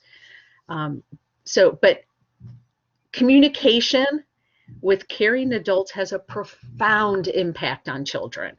And that can really change their language development, general acquisition, and also how they process, how their cognitive processing functions. And it's, going back to those images of the neurons that we had before, that having these conversations and actually a dialogue between people help to enhance and strengthen those neural pathways. So it, again, like I said, increases and improves cognitive processing and functioning. So studies then have demonstrated that affluent college-educated families talk more to their young children than families living in poverty. The studies are specifically in the booklet, the Toolkit booklet that you guys have. And then wanted to also mention that prompted campaigns to address this word gap, so to speak, is what they're calling it, by teaching families the importance of talking to children and having conversations with children at the earliest ages help to shrink that gap. So as we're sitting in story times, and you're not just reading the book, but you're also modeling how to read the book and how to ask those questions, those open-ended questions. You're showing the parents how to do these things. So you guys are already doing this, but by doing it, you actually, maybe without even knowing it, are making a difference where you are helping to shrink gaps and helping to assist a child in, and potentially I'd like to suggest even the parents to help them with their cognitive functionings. So with that research I was talking about, so the research on the word gap has surfaced in 2 important findings. So I want to focus on those just for a minute. One is when young children experience more language exchanges with adults, their brains begin to process language more efficiently. So if you understand a word, your brain is able to start with that as the platform, as the baseline, and continue on to the next level. If a child is struggling with a vocabulary word or a concept, they're stuck there for a while till they figure it out, and then they can progress to the next level. Does that make sense? So again, stuff you see often all the time, but trying to give some verbiage to it and point it out. The second thing that they found is the importance of the quality of the materials that the children hear is more important than the quantity. So reading, just speaking very generically, reading, the whatever books that are thrown out in the most popular rack aren't necessarily the highest quality racks. And so you might want to look at the quality of materials that you're reading, because that actually, in the long run, does help more. Having said that, of course, there's the conversation that we have that what draws a child in? Well, it's characters that they recognize or enjoy. So that's a different conversation. We're looking specifically at what materials will help with the cognitive functioning of a child. They're 2 separate conversations, 2 separate points and issues that are trying to rise to the surface. So let's just put that other to the side for a moment. So in this adult-child interaction, what we'd like to suggest is just consider the quality language exchanges. What vocabulary are you using? How are you communicating? What are you telling them with your body language? How are the children, as you're watching them, how are they processing the information? What are their faces telling you? What is happening to the word gap? Perhaps you can see over time, if you have these children and families come in over and over, you may see a transition and hopefully an improvement as you continue, where you can gradually get to more and more and more complex concepts and words and issues, and your dialogue changes as you continue with them. And that leads us into guided play. So they're very connected. So Ryan, did you want to talk about this, or shall I continue? Oh no, I can talk for a bit. Thought I'd give him the voice change. Okay, so yeah, we're going to talk about different kinds of play and how they may or may not be more effective for developing the growth mindset. So you'll see on this chart here that we have in the top left quadrant, we have child-initiated and child-directed free play. That's you just put toys out, let the kids do whatever they want. And then over on the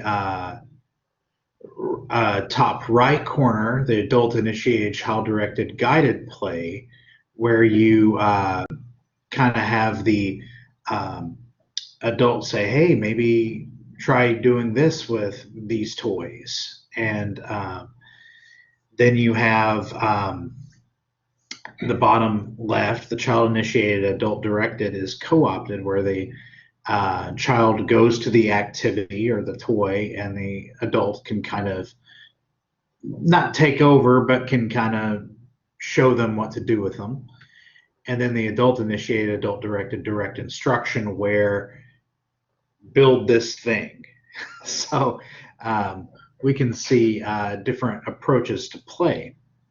So basically, the example that was given was kids were going to sort different shapes in this example. And they were like, this is a circle, this is a square, this is a triangle. And after being instructed about the properties of the shapes, like the triangle has the 3 sides, the square has 4 sides, the kids that were in the guided play group were more accepting of atypical shapes, so the ones that weren't like defined as a triangle or a square, and they were able to play with those and figure out what they were. So again, in my play, I do probably guided play for adults, but that's a different story. We'll go on to the next slide here. And so for the interaction that you're having with the children who are playing, these are some examples of conversation starters. And using the different senses, there are different conversation starters you might use. I noticed that you colored the sky green. That's something you view. Again, you don't want to say, well, the sky should be blue. That would be passing judgment on it. But it's like, oh, I noticed you colored the sky green. And when you start the conversation that way, the kid might be able to tell you why the sky is green. And you can have that conversation rather than just saying you did it wrong, or, you know, the sky should be blue. I wonder, asking the question there, you're showing the curiosity and desire to learn more. I wonder, why was the sky green in that example? Or, and you get the conversation going and building on that. And tell me more about your design, where you're listening to them, where they're expressing their ideas. So tell me more about why you chose green for the sky, or just different. So these are ways that you can encourage the growth mindset in the child through the activity that you're doing, whether it's coloring, whether it's building something, or any of the other activities that you have. Right. Let me show you this video here about a dad and his little son. You might have seen it before, but it's cute as all get out, so it's worth seeing again. Can everyone see that? gave you my screen. Hope so. All right. Yeah, let's see. They need to work on that, right? Yes. Did you understand it though? No. Okay. All right. Oh, no, not this one. This one is Instagram now. Yeah. That's what I was wondering. I don't know what they're gonna do next season because they did some stuff this time. Exactly. Oh yeah. Right. Don't bring that in. You know what I'm saying? Don't do the same stuff. You know what I'm saying? Yeah, that's like that. Yeah. Like go somewhere else. Don't bring here. You know what I'm saying? Yeah.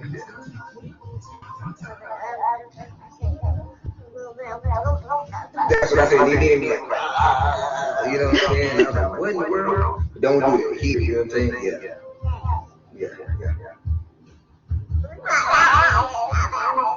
Really? I thought the same thing. We think a lot alike, huh? Oh, that's crazy. Right.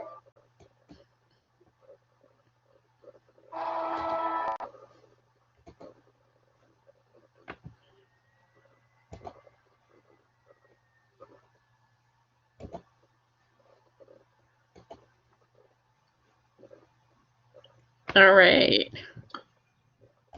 Yeah, I think we could probably find the address to the video for Tanya. Yeah, I'll pull it to you again. Yeah, the volume wasn't really high. I tried to get it as high as I could, so sorry about that. Yeah, so cute, isn't it? And the little kid's just like, and the dad just nails it and just has that conversation and clearly is enjoying himself too, right?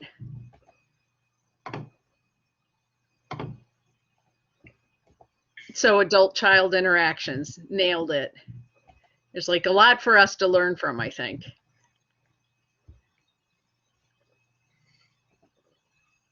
All right, there we go.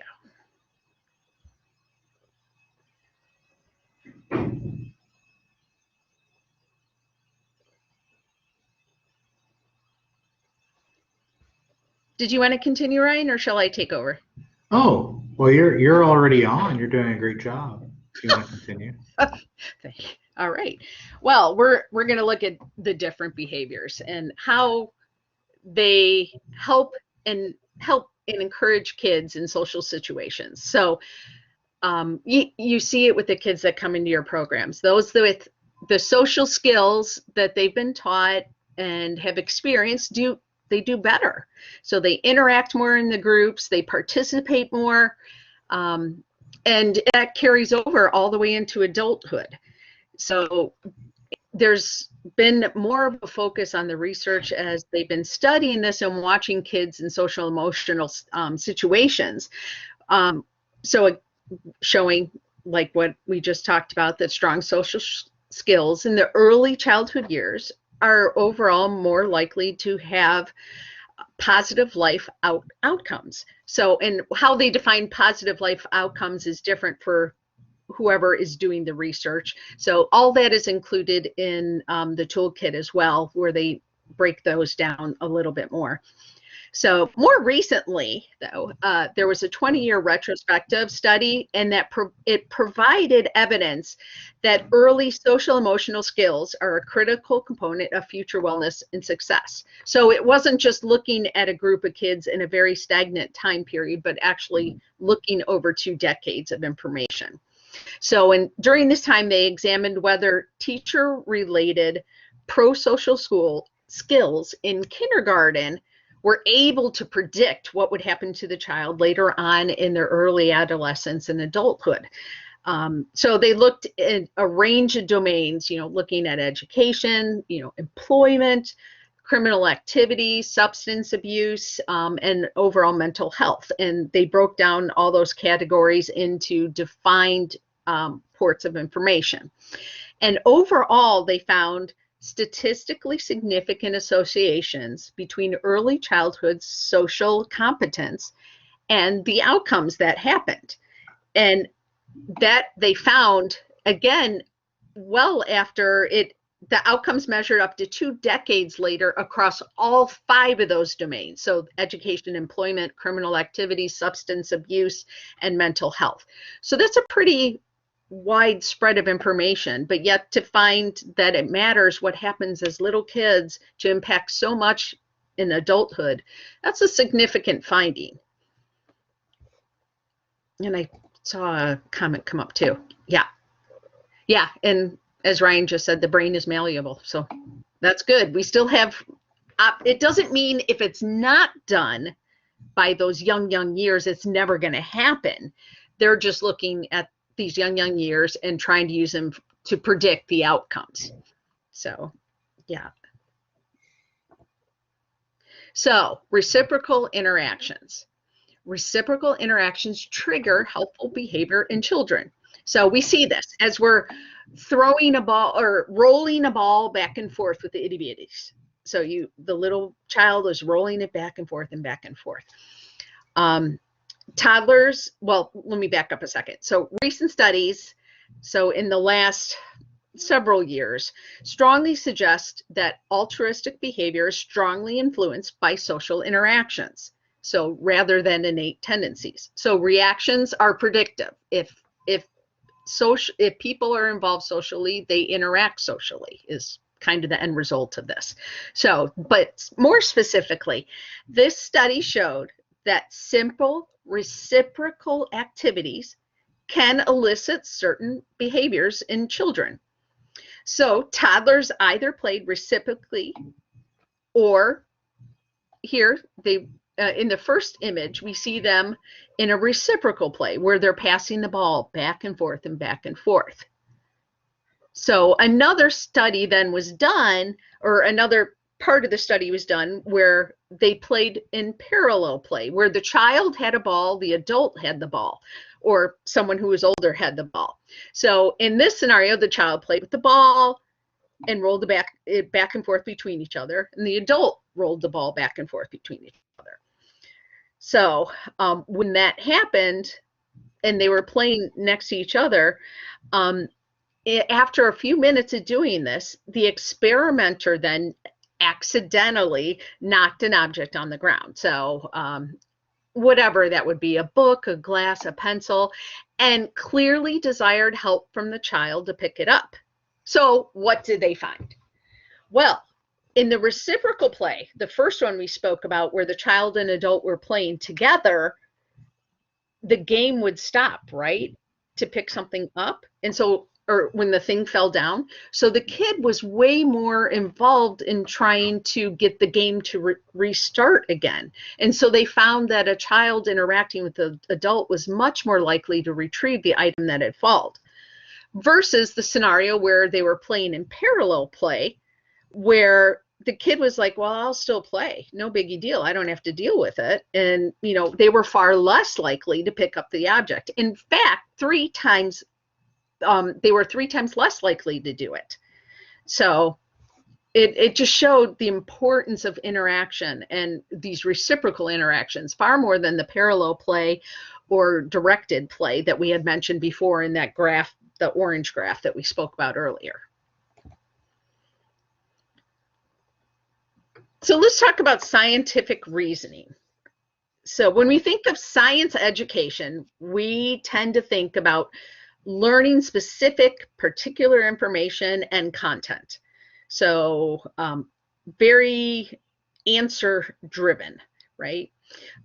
However, let me say this though, the best science education asks children to do science, not just to know the answers or find out the result, but to actually dive into it and to hypothesize and theorize what may happen, to closely observe the world around them. And like I said, to create hypotheses, to not only participate in the experiments, but actually to design and conduct experiments, or maybe even to build and make tools that will be used then in the experiments. So to be an active participant rather than just the recipient of information. So when we look, what does this mean, to even flesh it out a little bit more? When we're looking at problem solving, merging the explanation with the exploration it causes a relationship of synergy. And it's a current focus that researchers are looking at now, trying to see how scientific reasoning and problem solving are merging together with exploration and experience. And so explanation is great. It serves as a tool for generating and evaluating hypotheses. So it's finding out the hows and the whys, right? And finding out the answers. But exploration also is very beneficial because it provides a mechanism for testing the results of that which you've received in your experiment. So what this means is prompting preschoolers or kindergartners to explain what they observe can change the way they reason about what is the cause and the effect. So 3 to 5 year olds, let's put it into a scenario. So 3 to 5 year olds are presented with a set of blocks or a special toy that you may have there. And this toy happens to play music when some of the blocks are placed on it. And so after each block is placed on a toy, the children are asked to either explain why didn't my block make the music on the toy, or to verbally report what happened to my toy when I put the block on it. Did it play music? And so what happened was in this study that was performed with all these preschoolers is that when preschoolers were asked to explain, they were more likely to focus on the causal property of the blocks rather than the appearance of the block. So they were actually able to not just say, well, the block is red, the block is hard, the block is this, I did this. They were actually able to say, when I place the block onto that and make the connection between cause and effect, they were able to describe it. So they are just finding that explanation and exploration merging together make a stronger experience for the kids, especially in this case when they're experiencing a scientific study of how is sound created versus not merging the two and trying to keep them in two separate threads of thought. So let me go on to the next. So Ryan, did you want to take over with the math knowledge and skills? Yeah, sure. Yeah, I know math. So, and let me, before you take off on that, let me go back one more time. So when children, the other thing they found that was interesting, so when children found evidence that seemed to be conflicting, or they observed something that was unexpected, instead of just kind of going and pushing it away, they actually spent more time exploring it. So children will explore more when there's something to be learned, and they learn more about that which is to be learned by experience, right, and exploring. So us encouraging them to dive in, to ask why, to wonder, to touch, to make a mess, that whole thing expands the amount of questions that they can do. That involves more of the senses. It brings in the eyes and the nose and the touch and probably the taste, knowing most kids, and the smell. It's so multi-sensual. So as they encouraged kids to use more and more of their senses, they did another study examining 4 to 9 year olds and their patterns of exploring. So what happened when they encountered situations where things didn't make sense?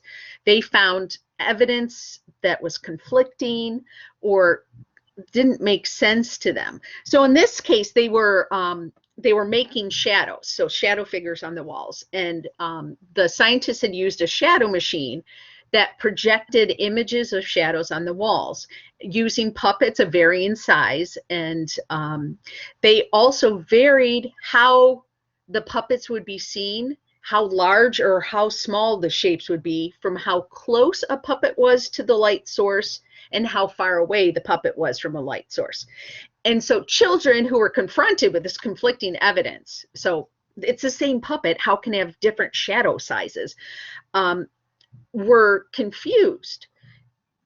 Those that were encouraged to explore, to figure out and maybe move the puppet back and forth, were able to understand as they explored what was happening to that shadow size and why was it growing bigger and smaller as it changed positions.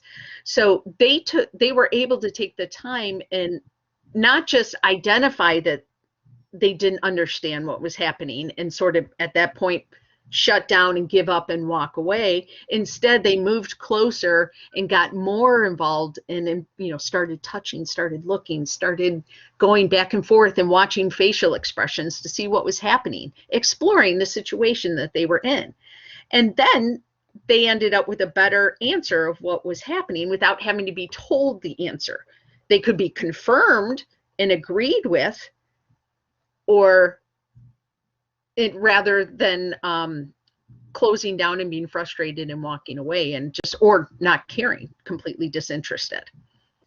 So let's bounce to this next.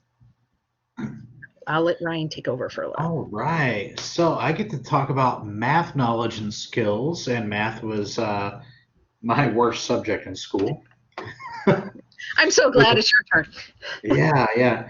And I actually got into, English and libraries and stuff like that because I was like, I'm not going to have to do math. And I became the math guy at the library who had to do the stats and the reports and all the collection stuff. So, yeah, you always need these math skills, right? So, so we're talking about some of the early education math skills. And these early math skills they've done longitudinal studies that show that preschool math knowledge predicts math and literacy skills over the academic careers of these children. And it's predictive of the success in math and literacy, but the inverse isn't necessarily true. So if you focus only on literacy, they're not necessarily going to develop the math skills through the literacy skills, right? So we're looking at the spatial skills, where they're able to mentally manipulate the shapes and the objects in their environment, and the math skills for spatial thinking as far as school readiness and success in the STEM fields later. So, but we found that a lot of math curricula, it's been a long time since I took Latin. The spatial skills aren't often taught, and a lot of people think that those skills just aren't teachable. But the research is indicating that spatial skills are indeed teachable. So we're going to look and see some examples of those on the next slide. All right. So we're seeing some examples here of different toys or just common objects. And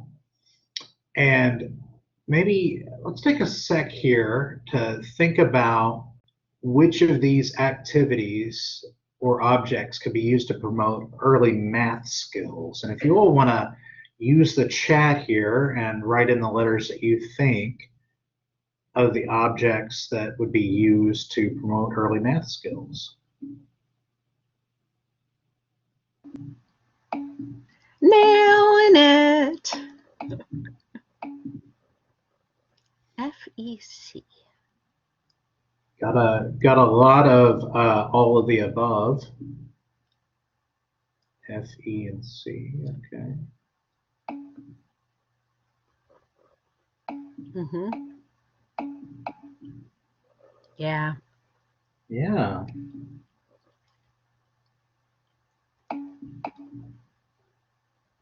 No Right. tricking you guys.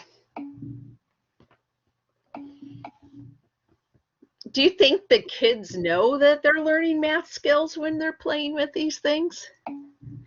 Nope. No. Nope. If you tell them it's not fun anymore. Yeah.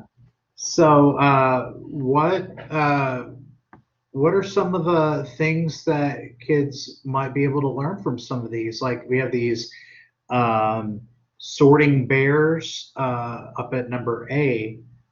Oh, I may have given a hint. What's a math skill that they may be learning from? They're not called sorting bears. What? Look at those colored bears in the corner. I wonder what they're useful for. Yeah, what could that possibly be used for? What could a kid do with those? Shape, sorting, balance, relation of shapes. Oh yeah. Goodness. Patterns, yes. Look at this. You all know all this. It's great. Yep. So yeah, so all of these are different math skills, and we're also talking about how it's difficult to, it's considered that spatial isn't a part of curriculum. Mm-hmm. And you're learning space by like with the blocks, for example, about how to place them, and if this is located farther out this way, will it hold and will it balance this block? Mm-hmm. So yeah, absolutely, all of these can be used. Mm-hmm. So as much as we want to play with all of those, we can talk a little bit more about block play here. Okay, I love Lego blocks. It's one of my hobbies in building models, and we're going to talk about how the study here was used. Love Legos, yeah. So we're going to talk about different ways that kids play and how they could be used, and how you can use the language during the block play. So the first example there is the free play condition. And if you remember me talking earlier where the kids are just given toys, they're not told what to do with them. So that's the example of the free play. So basically you just put the blocks out and the children just play with them and do whatever, So then in the second example, it's guided play where you may give them the instruction sheets. I was going to say recipes. I've been thinking about cooking a lot lately. So you give them the recipes for how to build different things. And so that's guided play. So the children and their parents were given the numbered photographs that show them the order in which to build different structures. So in the third example, where the models were already put together for the parents and kids, and they were glued together. Do you all remember the Lego movie with the crackle, where they glued the pieces together? That's what I think of when I hear about this example. So what did they find with these three examples? Well, the guided play condition, number 2, had the higher proportions of spatial talk than the other two conditions. And why would that be? Well, it's because you have this interaction between the adult and the child talking about what are some of the terms they may use. Put this on top, put this under, put this to the side, rather than if they're just playing and doing whatever in step 1, they're not really having those conversations. But in step 2, they are having the conversations. And in step 3, they're going to be the least likely of all because they're not really having those conversations at all. So again, we love our Lego blocks, right? Let's see what's going on the next slide here. Okay. Executive function, I'm sure we've all heard of this phrase before. So executive function is planning, self-awareness, self-control, which predict positive school and life outcomes. So when most adults think about preparing children for school, they're focusing on the academic skills. Okay, so those are things like identifying the letters, learning how to write your name, counting to 10. And while those are important skills, there are other critical skills that children need to have to be ready to learn. And those skills are what we describe as executive functions, like the ability to plan, to curb unwanted actions, to remember their instructions, and to focus their attention on things. How children learn is just as important as what they learn. So the research shows that the executive function skills are predicting children's success, as well as, if not better than, the IQ tests that are given. So developing these skills are crucial.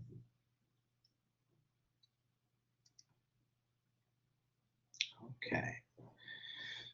So executive functions here. Talking about several different areas. We have self-control. So that enables us to ignore distractions and to resist impulsive actions. So the example they give here is resisting the urge to touch your toes unless you hear Simon Says.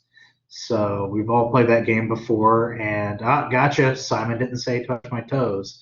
So it's to be able to not touch your toes and to have that self-control.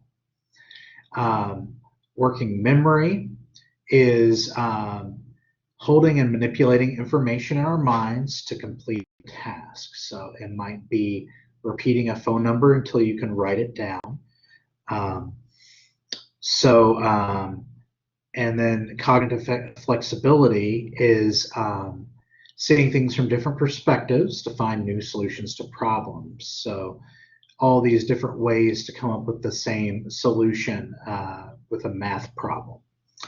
So we can help children build strong executive functions by doing pretend play, because that is using their imagination, and they're learning to inhibit their impulses, but also following the socially based rules that we establish during pretend play. So they are learning to use their self-control there. So those are games that require planning, self-control, sustained attention. We've already talked about Simon Says, but like red light, green light. So those are exercising self-control.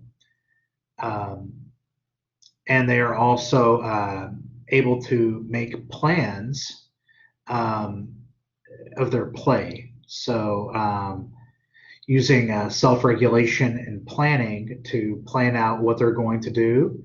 Maybe they're going to write or draw out the activities that they're envisioning that they're going to do for the rest of the day by creating that plan.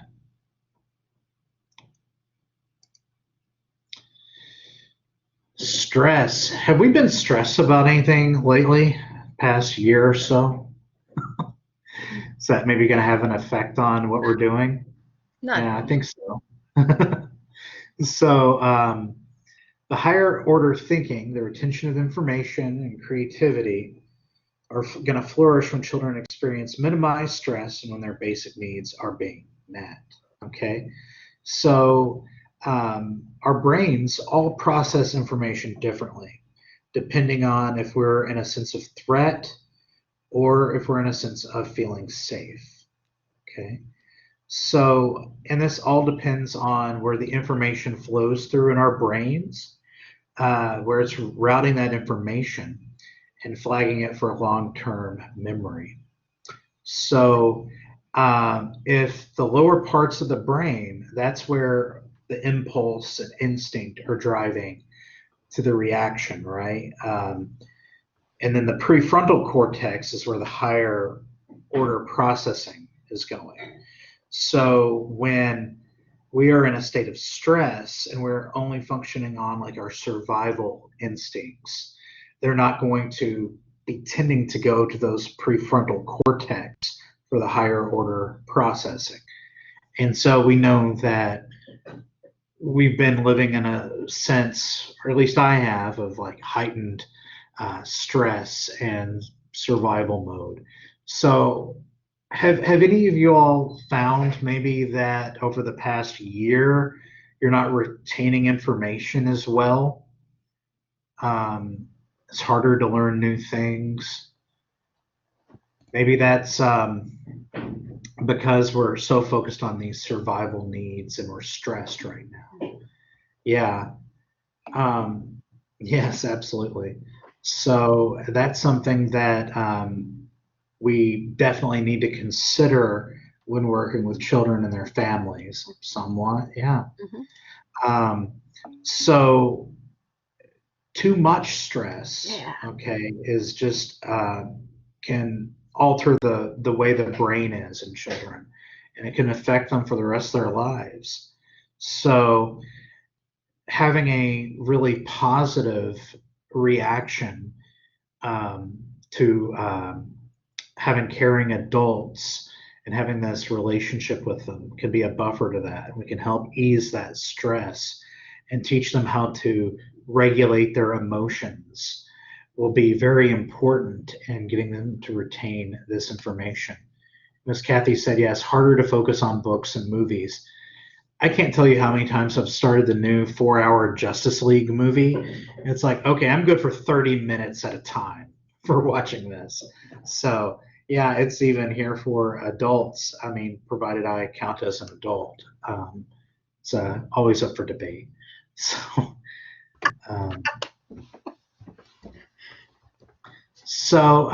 we're going to be hopefully working on something that might help reduce our stress and kind of move into a new form of learning, because this is going to be, I think we're moving into the materials and doing our activities, right? We are. Yeah. Okay. Before we go, there's one thing though that they found in this impact, this could be for us too, is they found that naps are shown to improve memory in preschoolers even up to 24 hours later. And they did that with using a memory game and, you know, flipping over and trying to find the pairs, you know, that game.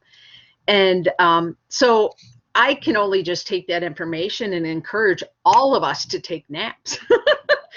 So along that line, we're going to take a break for the next half an hour, and we'll come back at noon and go take a break, go walk outside, go experience your world, take a nap.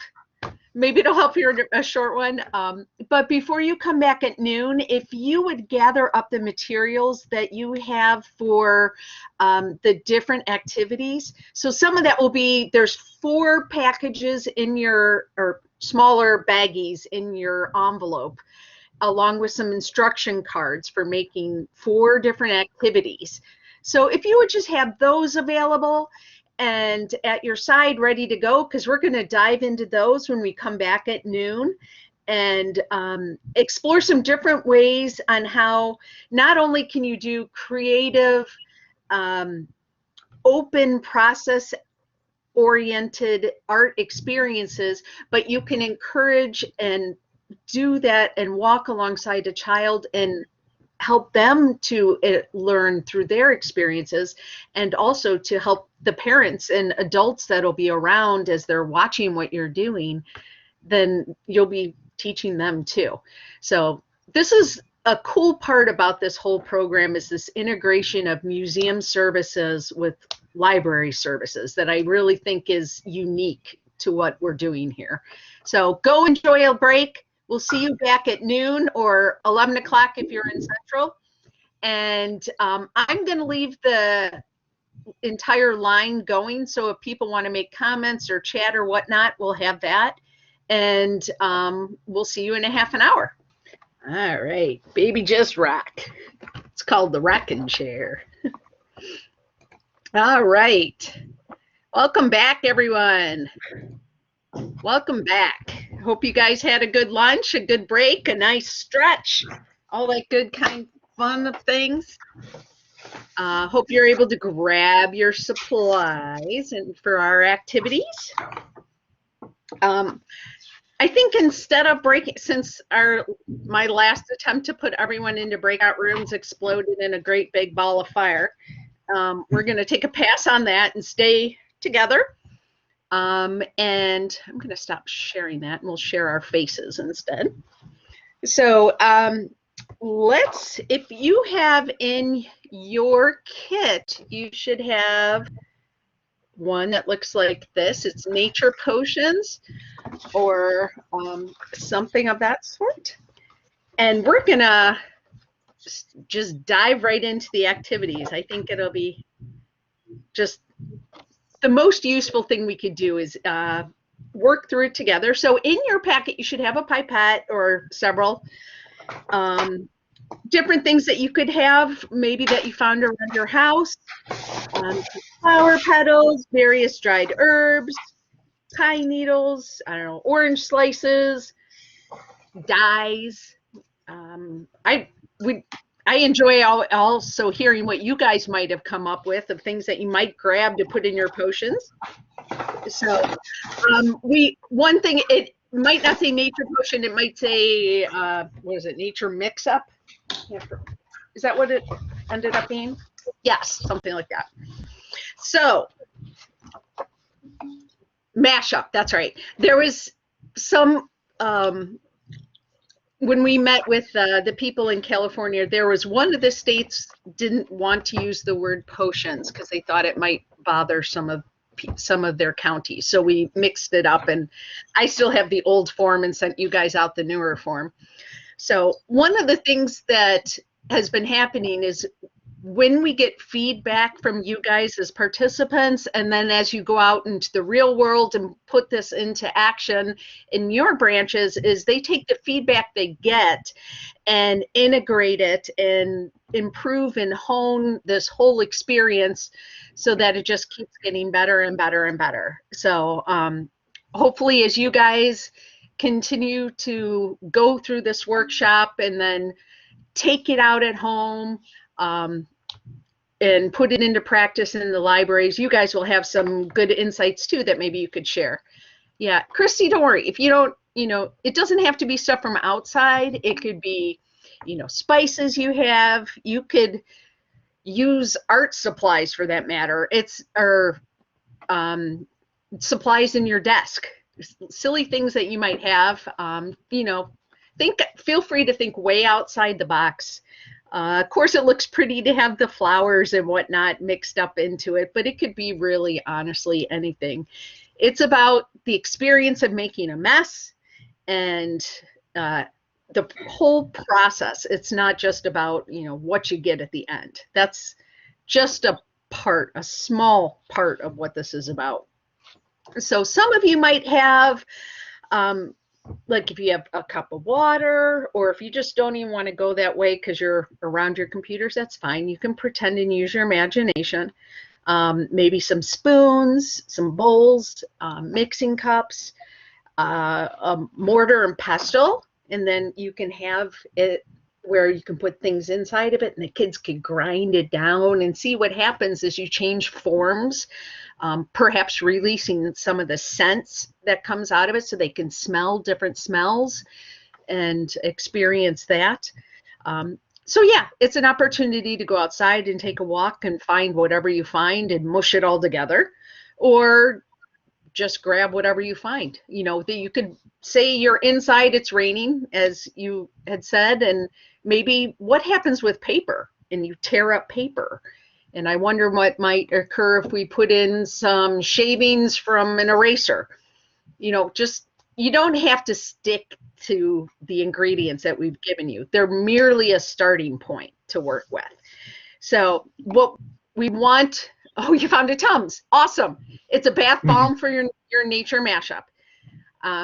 See what happens to that. You know, just don't mix like Mentos and pop because you won't like the result unless you're outside. So if you don't know, it goes, it explodes all over. So it could be a really fun experiment. So we want the kids to be curious, and this allows kids to explore and pretend, integrate imagination. You know, they can create a whole scenario surrounding this experiment. So why don't you know, feel free to get out the bags of materials or the pipette that you have. See how it works when you're squeezing it and it pushes out the water. You know, what happens when you squeeze it faster? And inevitably there might be a water fight, and that's just, you know, the way it is.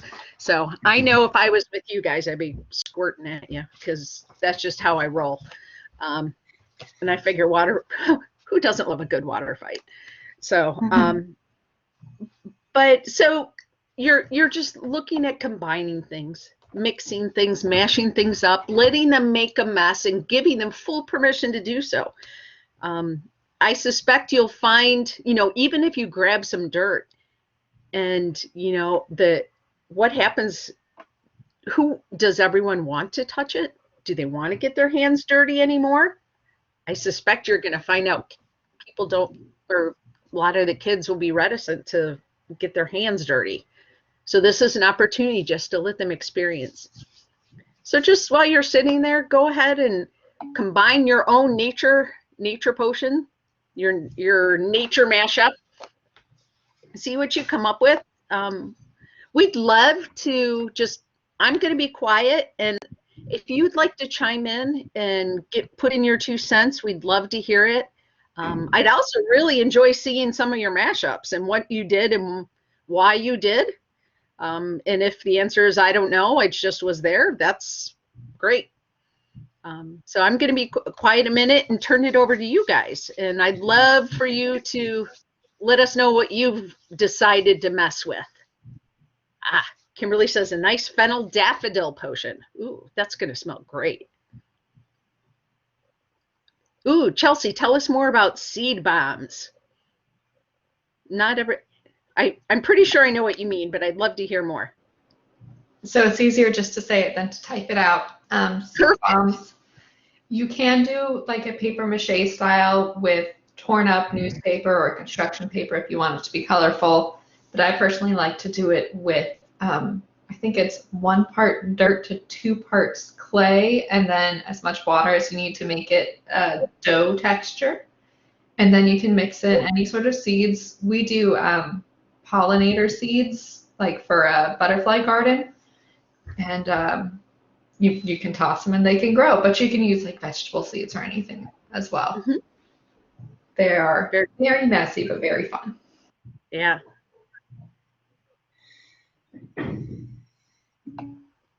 I see wood chips, flowers, grass, and a dandelion. Nice. Yeah, I'm gonna definitely do the seed bomb. I've seen like seeds in paper, like where people had made homemade paper and put seeds in it also, so that you just lay the paper in a tray on top of dirt and it grows as it gets wet. Pollinator seeds. It's a very similar idea, but these you get to, you know, chuck across the yard. Even, yeah.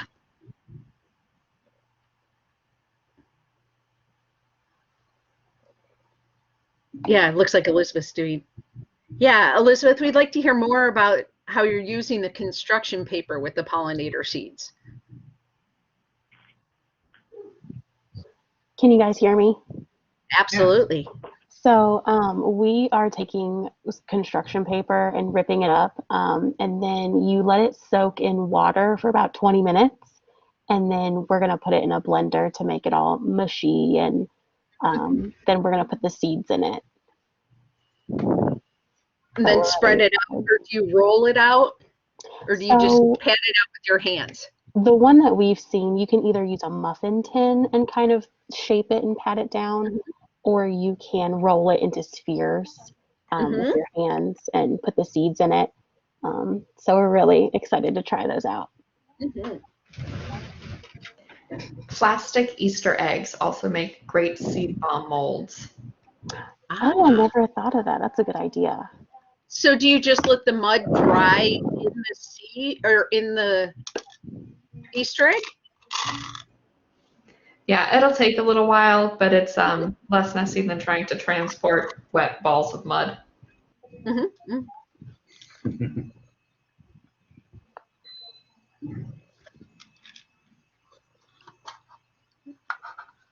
How did the seeds not start sprouting in the wet paper? That was, yeah.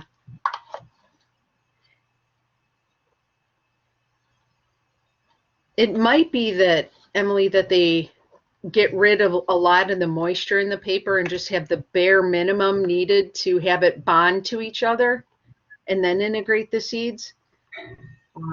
Maybe put it under a fan to help dry the paper quicker. Like a cool blowing fan or a hair dryer where it's not on heat. I'm sure Elizabeth can speak to that too, though.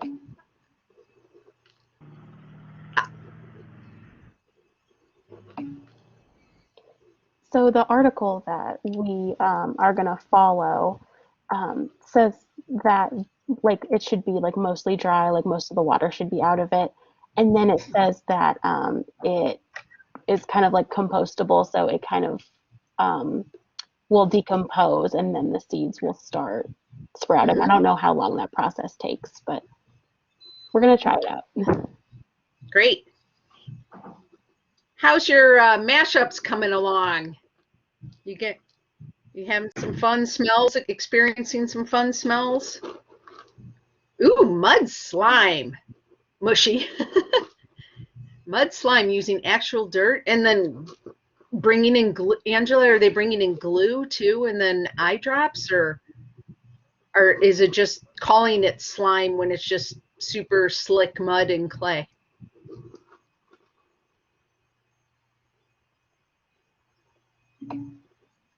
Basic slime recipe with a little dirt. Got it.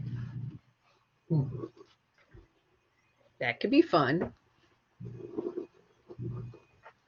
Yeah, it could be a lot of fun. Yeah, my 7-year-old's obsessed with making slime. I swear I have to buy it by the gallon. It's ridiculous. And then she comes up with, everyone looks different, different kinds of dye, different types of things added, just to see if it's possible. Last time she put in cream of wheat to see what would happen. I was just like, oh. But then I had to great exploration. I was like, great mommy moment. Yay. It's about the process, not the mess. But the mom in me is like, oh, the mess. Slime, yeah, she watches slime videos. There's Emily is a science, I don't remember the show. She's like a human person where there's 8, 9, 10-year-olds are also on it and they do all these science experiments. She loves it. Oh, chia. Yeah, because it has that casing around it that's real slimy when it gets wet. So chia seeds make real fun edible slime. You could put in the gummy worms. Yeah, I got to have some chia slime this weekend. We have an adult craft and they're making like chia that they stuff inside pantyhose and they've made like little faces with them. And put like googly eyes on them and stuff like that. So I had to water them this weekend, so I had to spray them and get them all slimy. So that was fun. Chia. All right. How about, does anyone want to show off your nature mashup? Want to show us what you got? What mess you've made and let us exclaim in wondrous glory?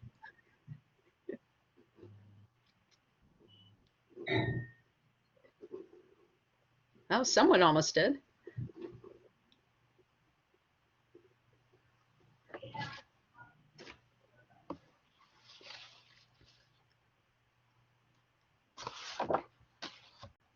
No one? Come on, show up your stuff.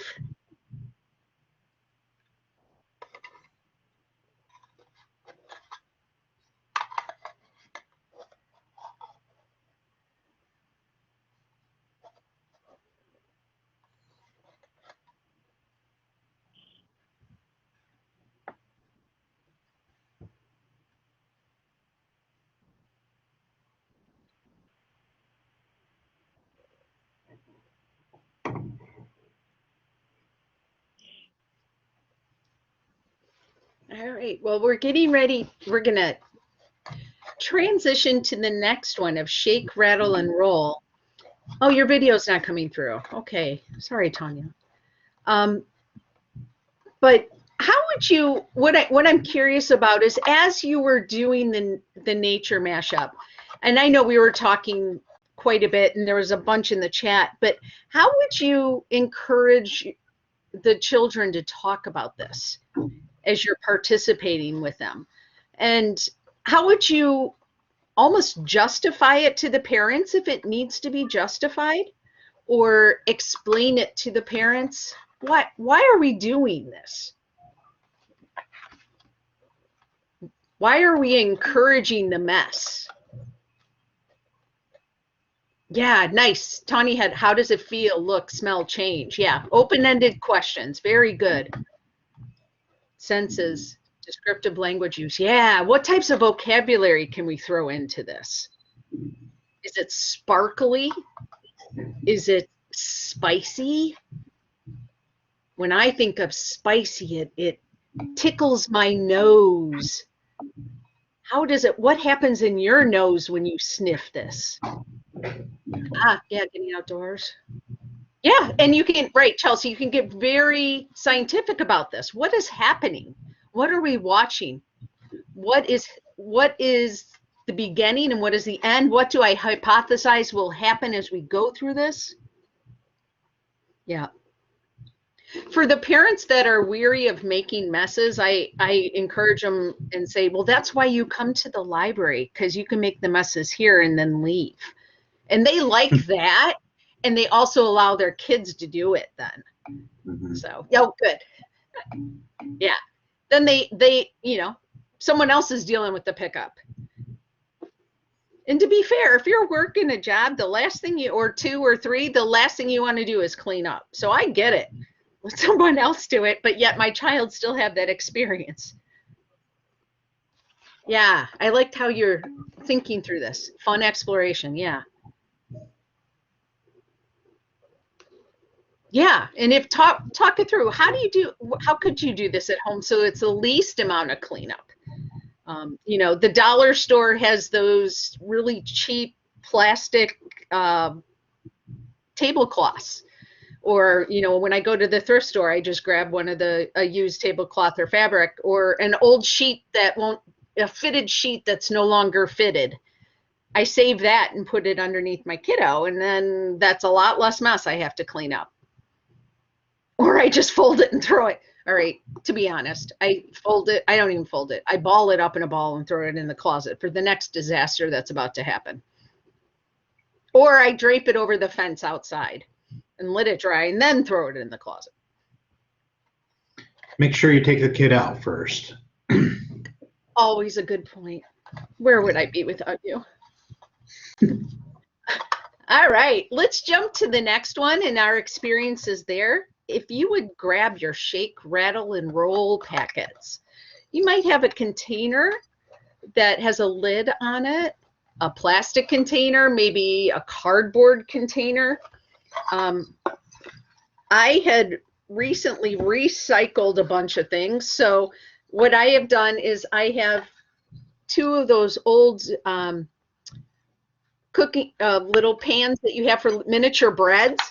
And then I put it together and wrapped around a rubber band so I could still do my shakers. So I have like perler beads that I found, and then I think you guys have some little balls, you have bells.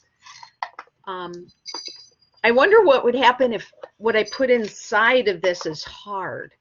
Or I wonder what might happen if I put things inside that might be soft. Can you find some soft things to put in this for me?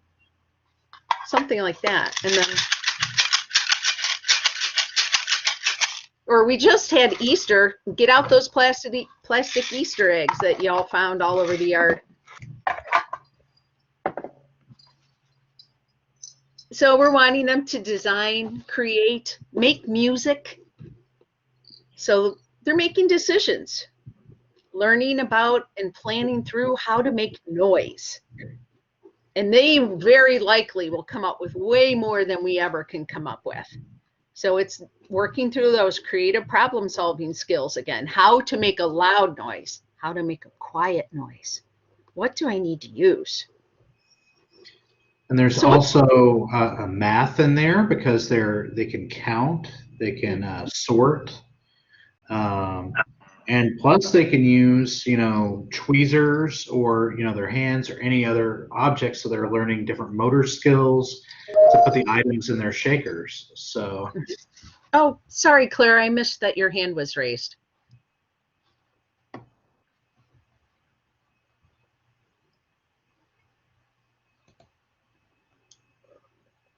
Clara, did you have something that you wanted to help us or share with us? Oh, can you hear me now? Absolutely. Yeah. Nice. I had to put soft in it and you can't hear anything. You know, tell them to put it up to their ears. You know, can they hear? What can they hear? Different ones. And we're going to make rain sticks. We're going to put rice in tubes, paper towel tubes. Yep. You know, a bag of black beans is like $1. So you can grab those out and then they can eat them later. Or bath salts. And probably you guys, oh, I was just going to say it, Courtney, Adaptive Spy Shakers. You took it from me. So I Spy, yeah. Throw pieces inside of it then. If you have rice or, well, rice lasts better than the salts. Salts will break down different toys that you put in. But if you did that, and then you've probably seen the I Spy where you can find different figures inside of it. Yep.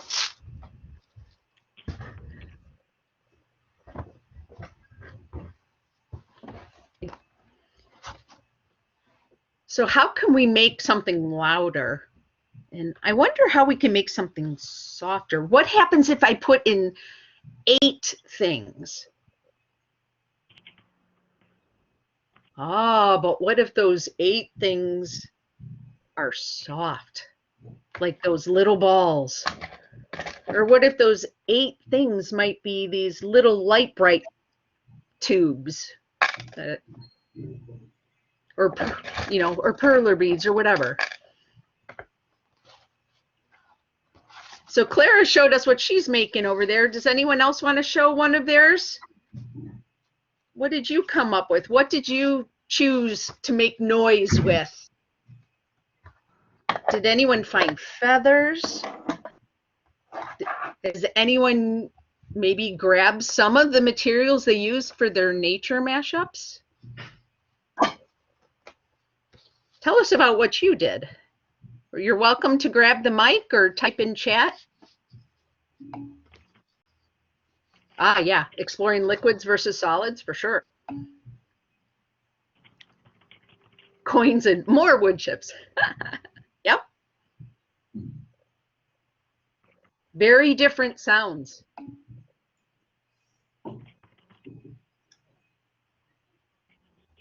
Yeah, I wonder what would happen if I put water in with the toys?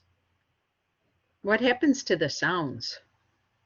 Yeah, you're right. There's so many opportunities. So it's great for sensory. Ice cubes in a plastic container. Great job. Mesh strainer ball full of dried seasoned pepper bits. Uh-huh.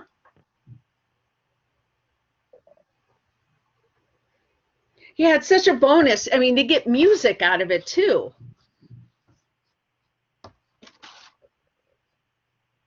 it's not something that's just going to end up in the garbage somewhere. It's something they may actually use later on and experience over and over and maybe create in different ways.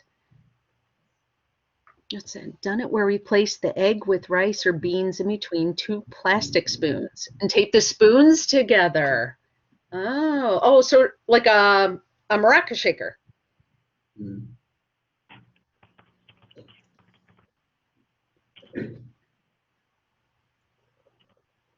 All right.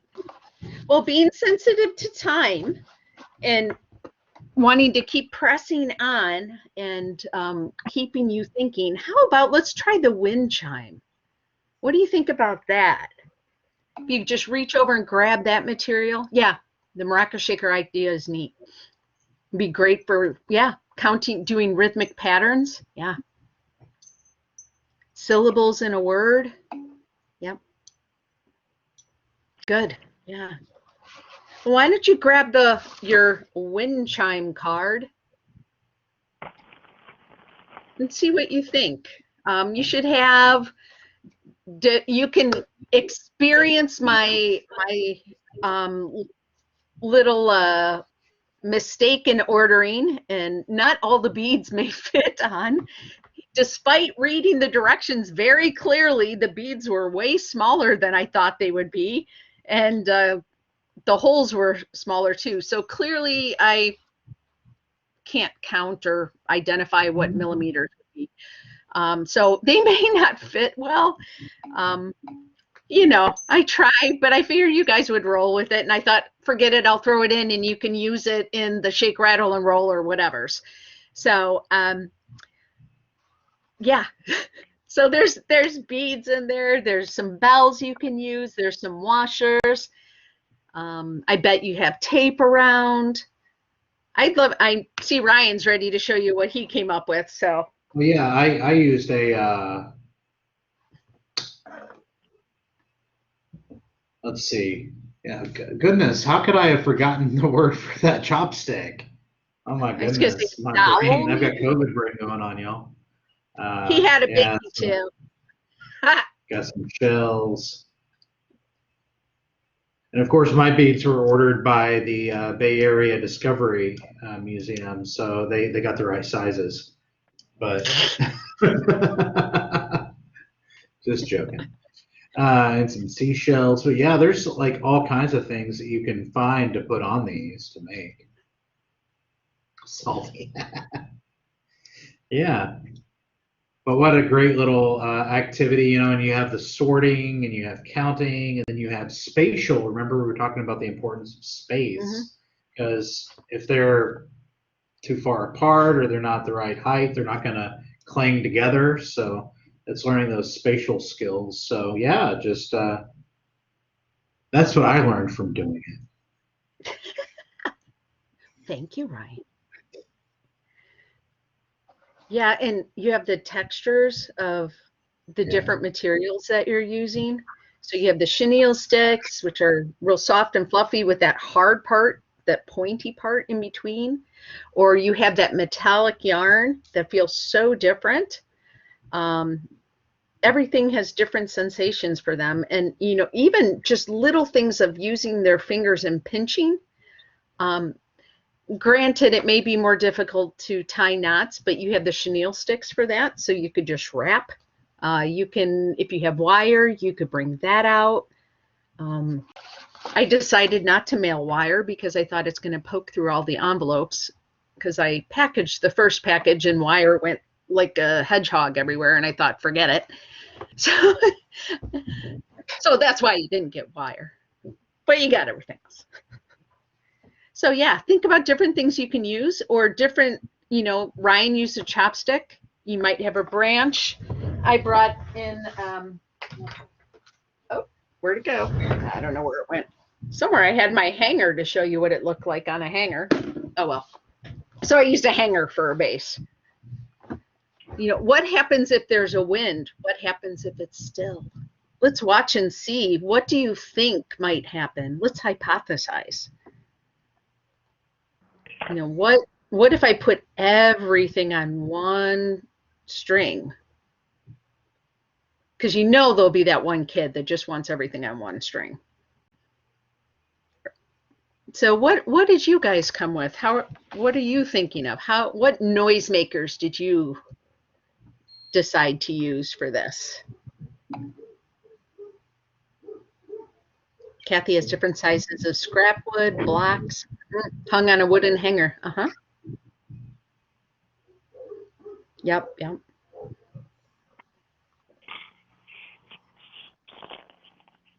Yeah, doing the knots. If you're one-on-one or in a smaller group, that could be something that you work on. And you know, knots are hard, or bows are hard. And having a child. I'm sorry, go ahead.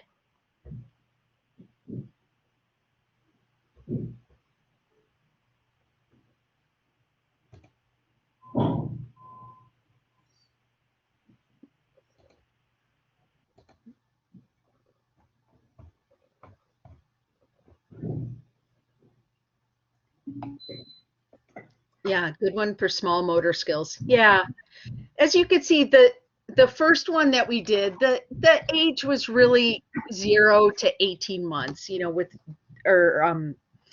for the, so 1.5 to 2, somewhere in that range was what they were thinking for the nature mashups. And then the next one we did was then 1.5 to 3 years, give or take. So this one we're gradually getting a little harder in skill sets. And, you know, everything always can be made more difficult or more easy, or often can be. So say that you have siblings that are there, you can give them the more complicated things, or they could be the helpers that help the little kids that can't tie, or help the little kids that just don't understand. They have an idea but aren't sure how to make it happen.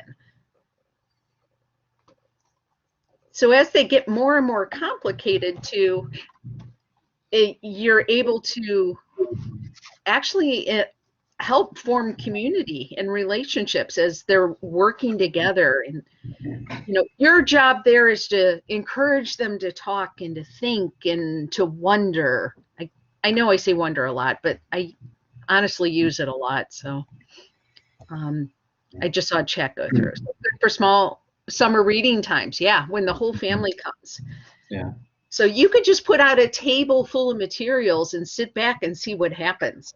Just say, go play, and see what they come up with. A craft buffet, I like that. Yeah.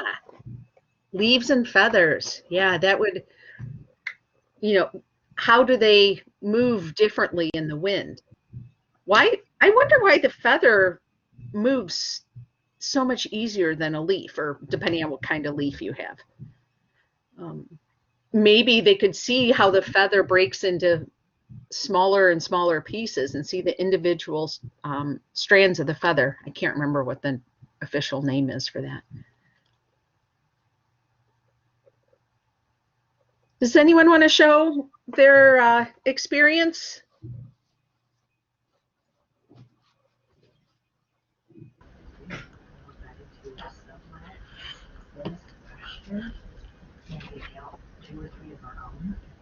Christy, we don't see your screen if you're trying to share. Yeah. We'd love to see it. I'm trying. There you go. I don't know if you can see. Nice. I just thought it was really pretty. I just used the materials you sent. I thought it was really pretty, and you could talk about like which strands would make noise and which ones would not on the wind chime. You could talk about that. So, yeah, that's really neat. Really cute idea. I like it. I liked how you actually made a way to hang it too, instead of us we were holding the branch. So, right. It's pretty cool.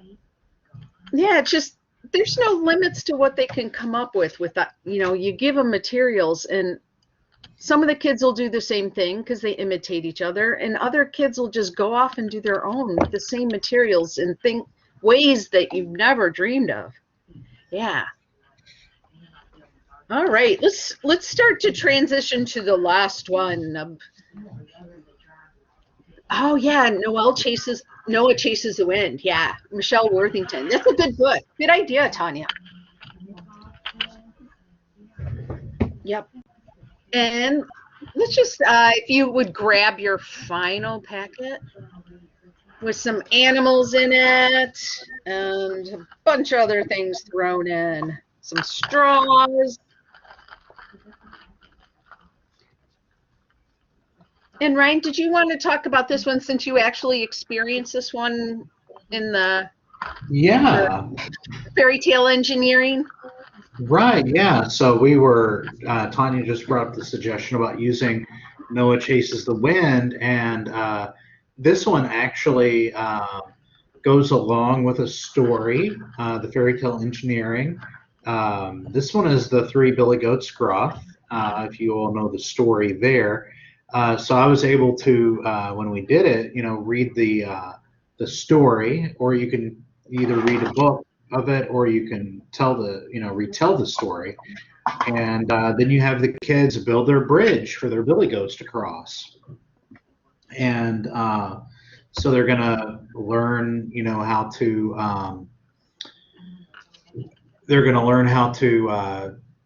how many can you put on there without it falling? Where does the weight need to be distributed? The spatial reasoning of it. So they're counting, they're putting the spaces on there, they're learning some engineering, like how do we make this a stronger support system. And we did not have, when we did it here, we just used, I had plastic dinosaurs, and kids love dinosaurs, right? So we actually got to look at the different toys and see, well, are they going to stand up differently if they're standing on 2 legs as opposed to 4? What if it's a bigger dinosaur or smaller? So learning, sizes and spaces, and they got to work together in teams to help all their goat dinosaurs get across the bridge. So this actually is pairing it with a story. So I thought this was a really good activity, and the kids loved it. And the families are all working together. So again, another great summer reading activity when the whole family is there. So you're doing the story, and then they're actually doing a STEAM activity with it. So Great. And this is where you can bring in one of the ways that you can get rid of a whole bunch of recycling that you have in your place. Just bring out the bins and let them mess with it, see what they come up with. How make a big bridge with a lot of cardboard. Not good at this stuff. We have egg bridges, carton, tape, recycled materials, and it's a good ideas, but to present and show people, but they can figure it out. I'm not good at it.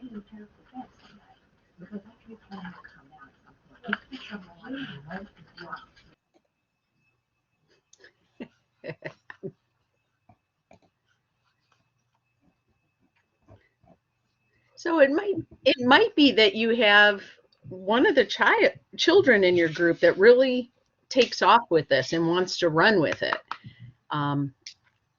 That has an idea, and then the other kids can help them bring the idea to fruition. And then the pressure is not on you to come up with the end result. There doesn't necessarily even have to be an end result. It's just about messing with the materials and thinking and using new vocabulary words and being asked questions, that showing that an adult is interested and curious. So if you just take one thing away, is just really work on, I would encourage you to really work on open-ended questions. Getting a child to speak about something without it being a yes or no or an either or response. Let them fill in the blank. So can you tell me about what you're doing? Oh, I see you chose some glue. What are you thinking you're going to do with the glue? I'm curious. Or I'm curious why every single thing that's judgmental. So I'm curious why everything you chose is green. What are your thoughts here? What are you going to do with it? So just different ways to think about things and how to integrate them.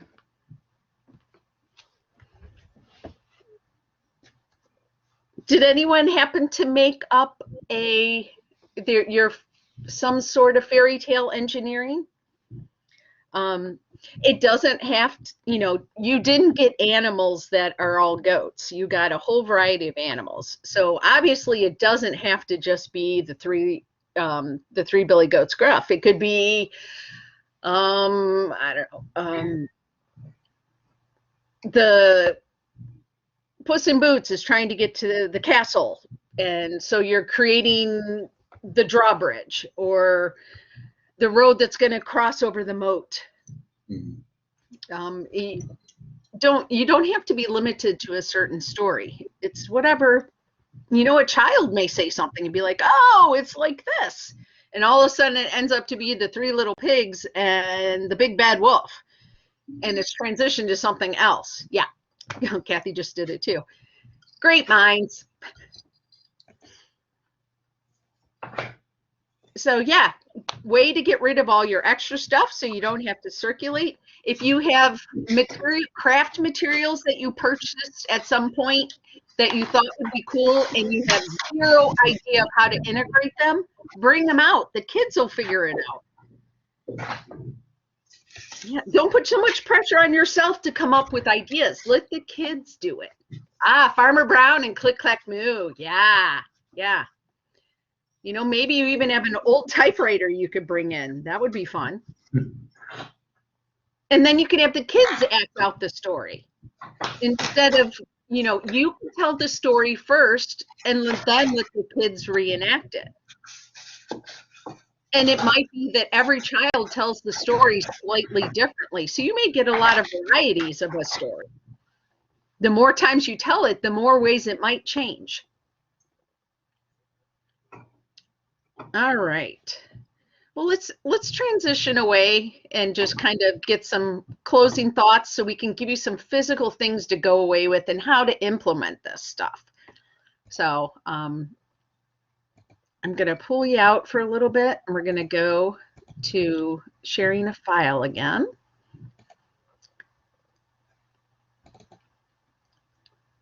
And so let's head on back to this. As we said before, this was all, Bay Area Discovery Museum is in the Bay Area of California, and the initial states were all in blue. This is the second year, so the yellow states are those that are participating now. And so we have the toolkit, and you all should have that in your envelope. And so that was, the goals of that was to provide research for you guys that gives you the background to do and the support to do that which you want to do with your programming. So if and when someone asks you more questions, you have the information right there in front of you for them, where you can point them to why you're doing what you're doing. And it's not just random choices, although those I also have, I can see many good things with that. But what we do is, there's a good reason for things, and often there's some very serious research that's gone into it. So that was one of the things. Amazing environmental experiential education. Yeah, so there is a toolkit that they put together, and we have a link for that for you. We'll make sure to highlight that for you. But these are all available, and they have it there in 6 different languages. So depending on who you're serving, you may have, they have English, Spanish. It's the simplified Chinese, so it's the more merging of the two. Vietnamese, Tagalog, and Farsi, which when they did the demographic studies in the Bay Area, that is their populations that they the top 6 languages they work with. So that's why those languages were chosen. And then they have the resources available that are divided down to babies, toddlers, preschool, and early elementary.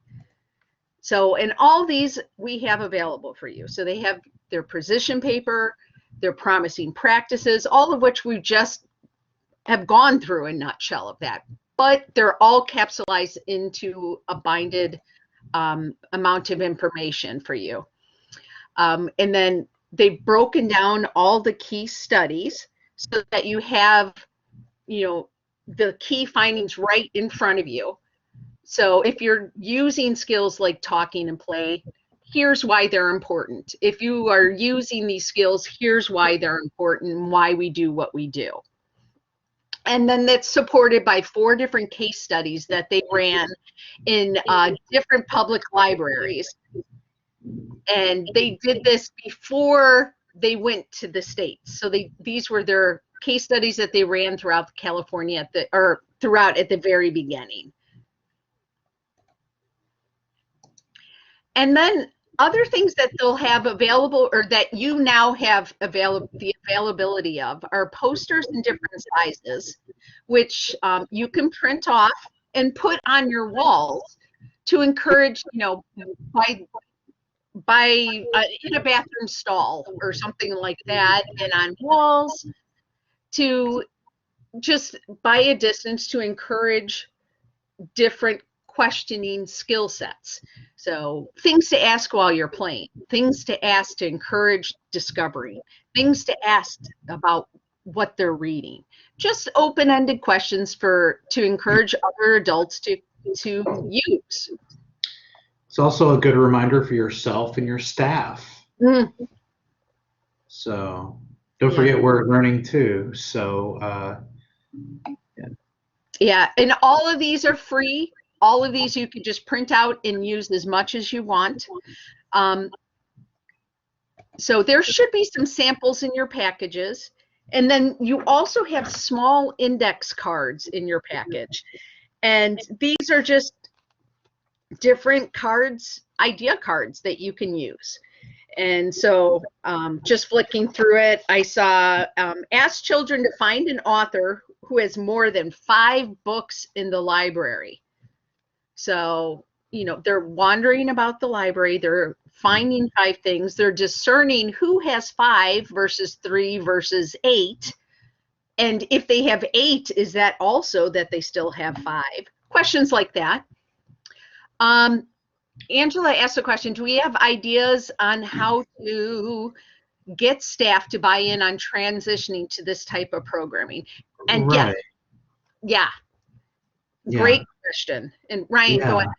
Yeah, I did this initial training and then presented this information back to my staff here. And I think that the first thing that the buy-in you're going to get in your resource packet there, and what you can download is you get the actual research for the staff to show them that yes, this helps with the brain development and school readiness with the growth mindset.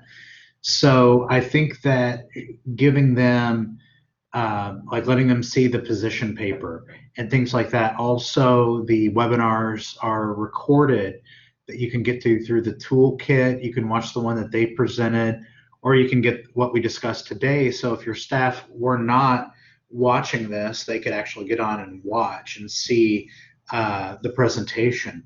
But I think that what, you know, practically speaking, and we still have another workshop being offered on the 20th. Great to keep upselling us here, Amy. So we get more people to come. But to encourage them that, you know, like I know when as a youth services librarian, I would constantly be looking for new ideas, you know, and these are new ideas. These programs are relatively easy to do. They're already planned out. They're affordable. It's just, you know, taking these ideas and running with it. Like, hey, you want to prepare a program for your summer reading program and activity? Here is the hex bug mazes. That's one that I'm going to be doing this summer. So you can use these, like they've already done the work and the research, and I think that's an easy sell for your staff. Yeah. Yeah, and in your kit too, you have, we tried to come up with different things that you can actually physically have and then take and implement right away. So you have a starting point. So you also have some bookmarks. You can just leave them around, put them at the checkout station, throw them in a book as a parent leaves. And you're also, we'll give you links to all of this too, because there are additional resources that the Bay Area Discovery Museum continues to develop. So there's additional, say you didn't like any of these activities we did today.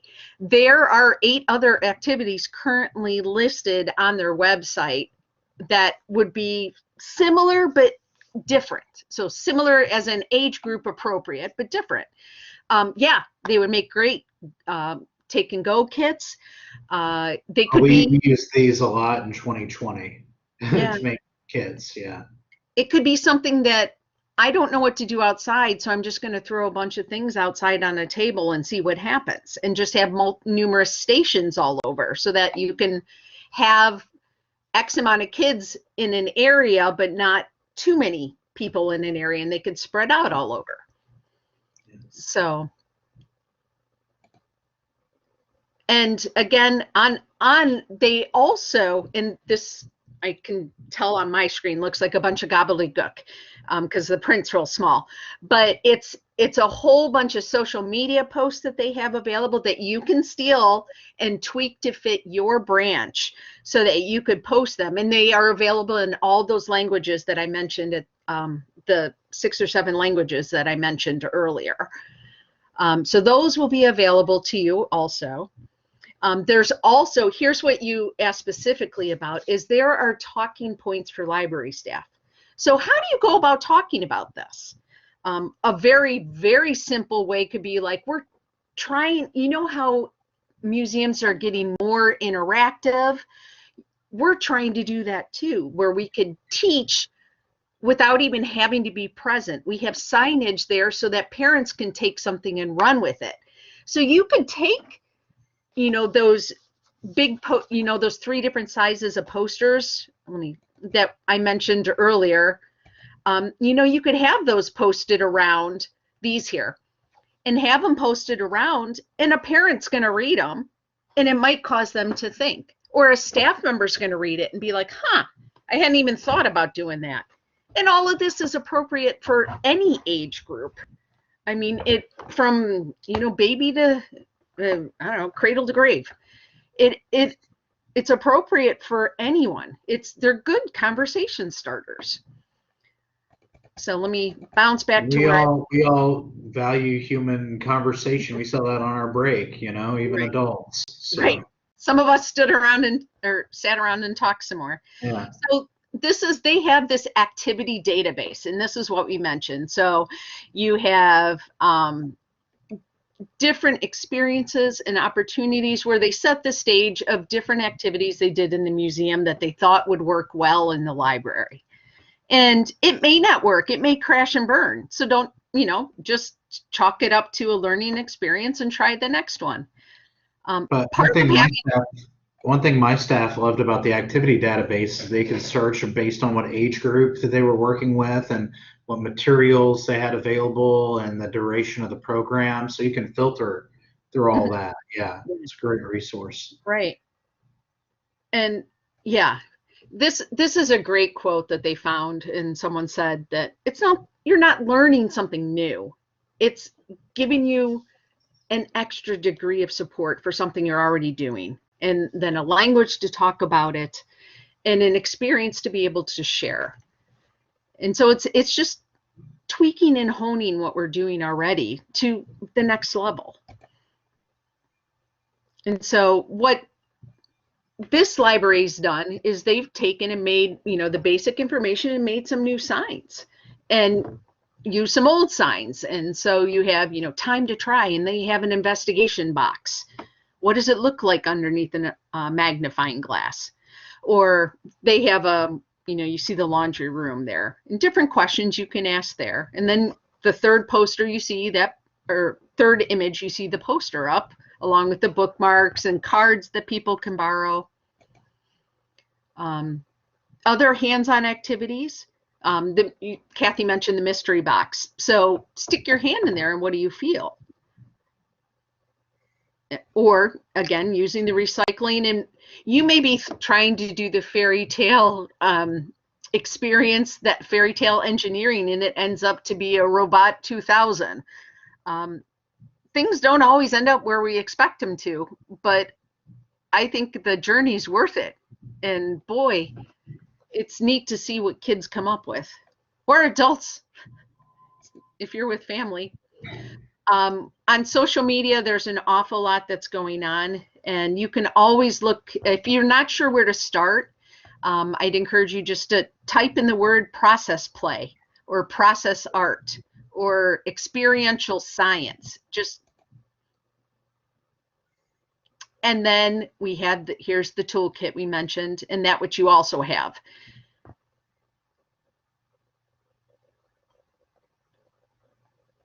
So hopefully it's some ways just to integrate this and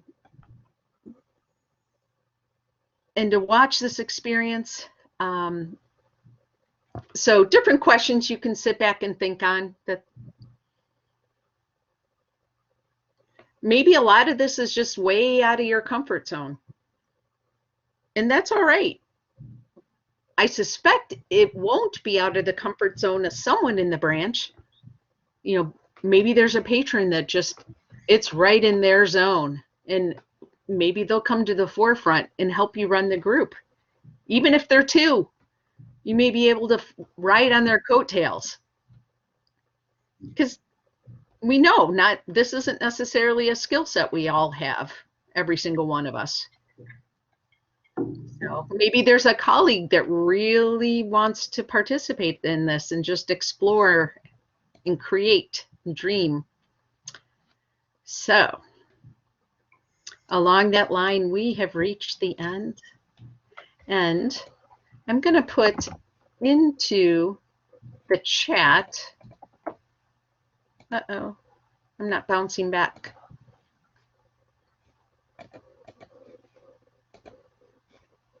Ryan, are you able to grab the link and stick it in? For the survey? Yeah. The post survey?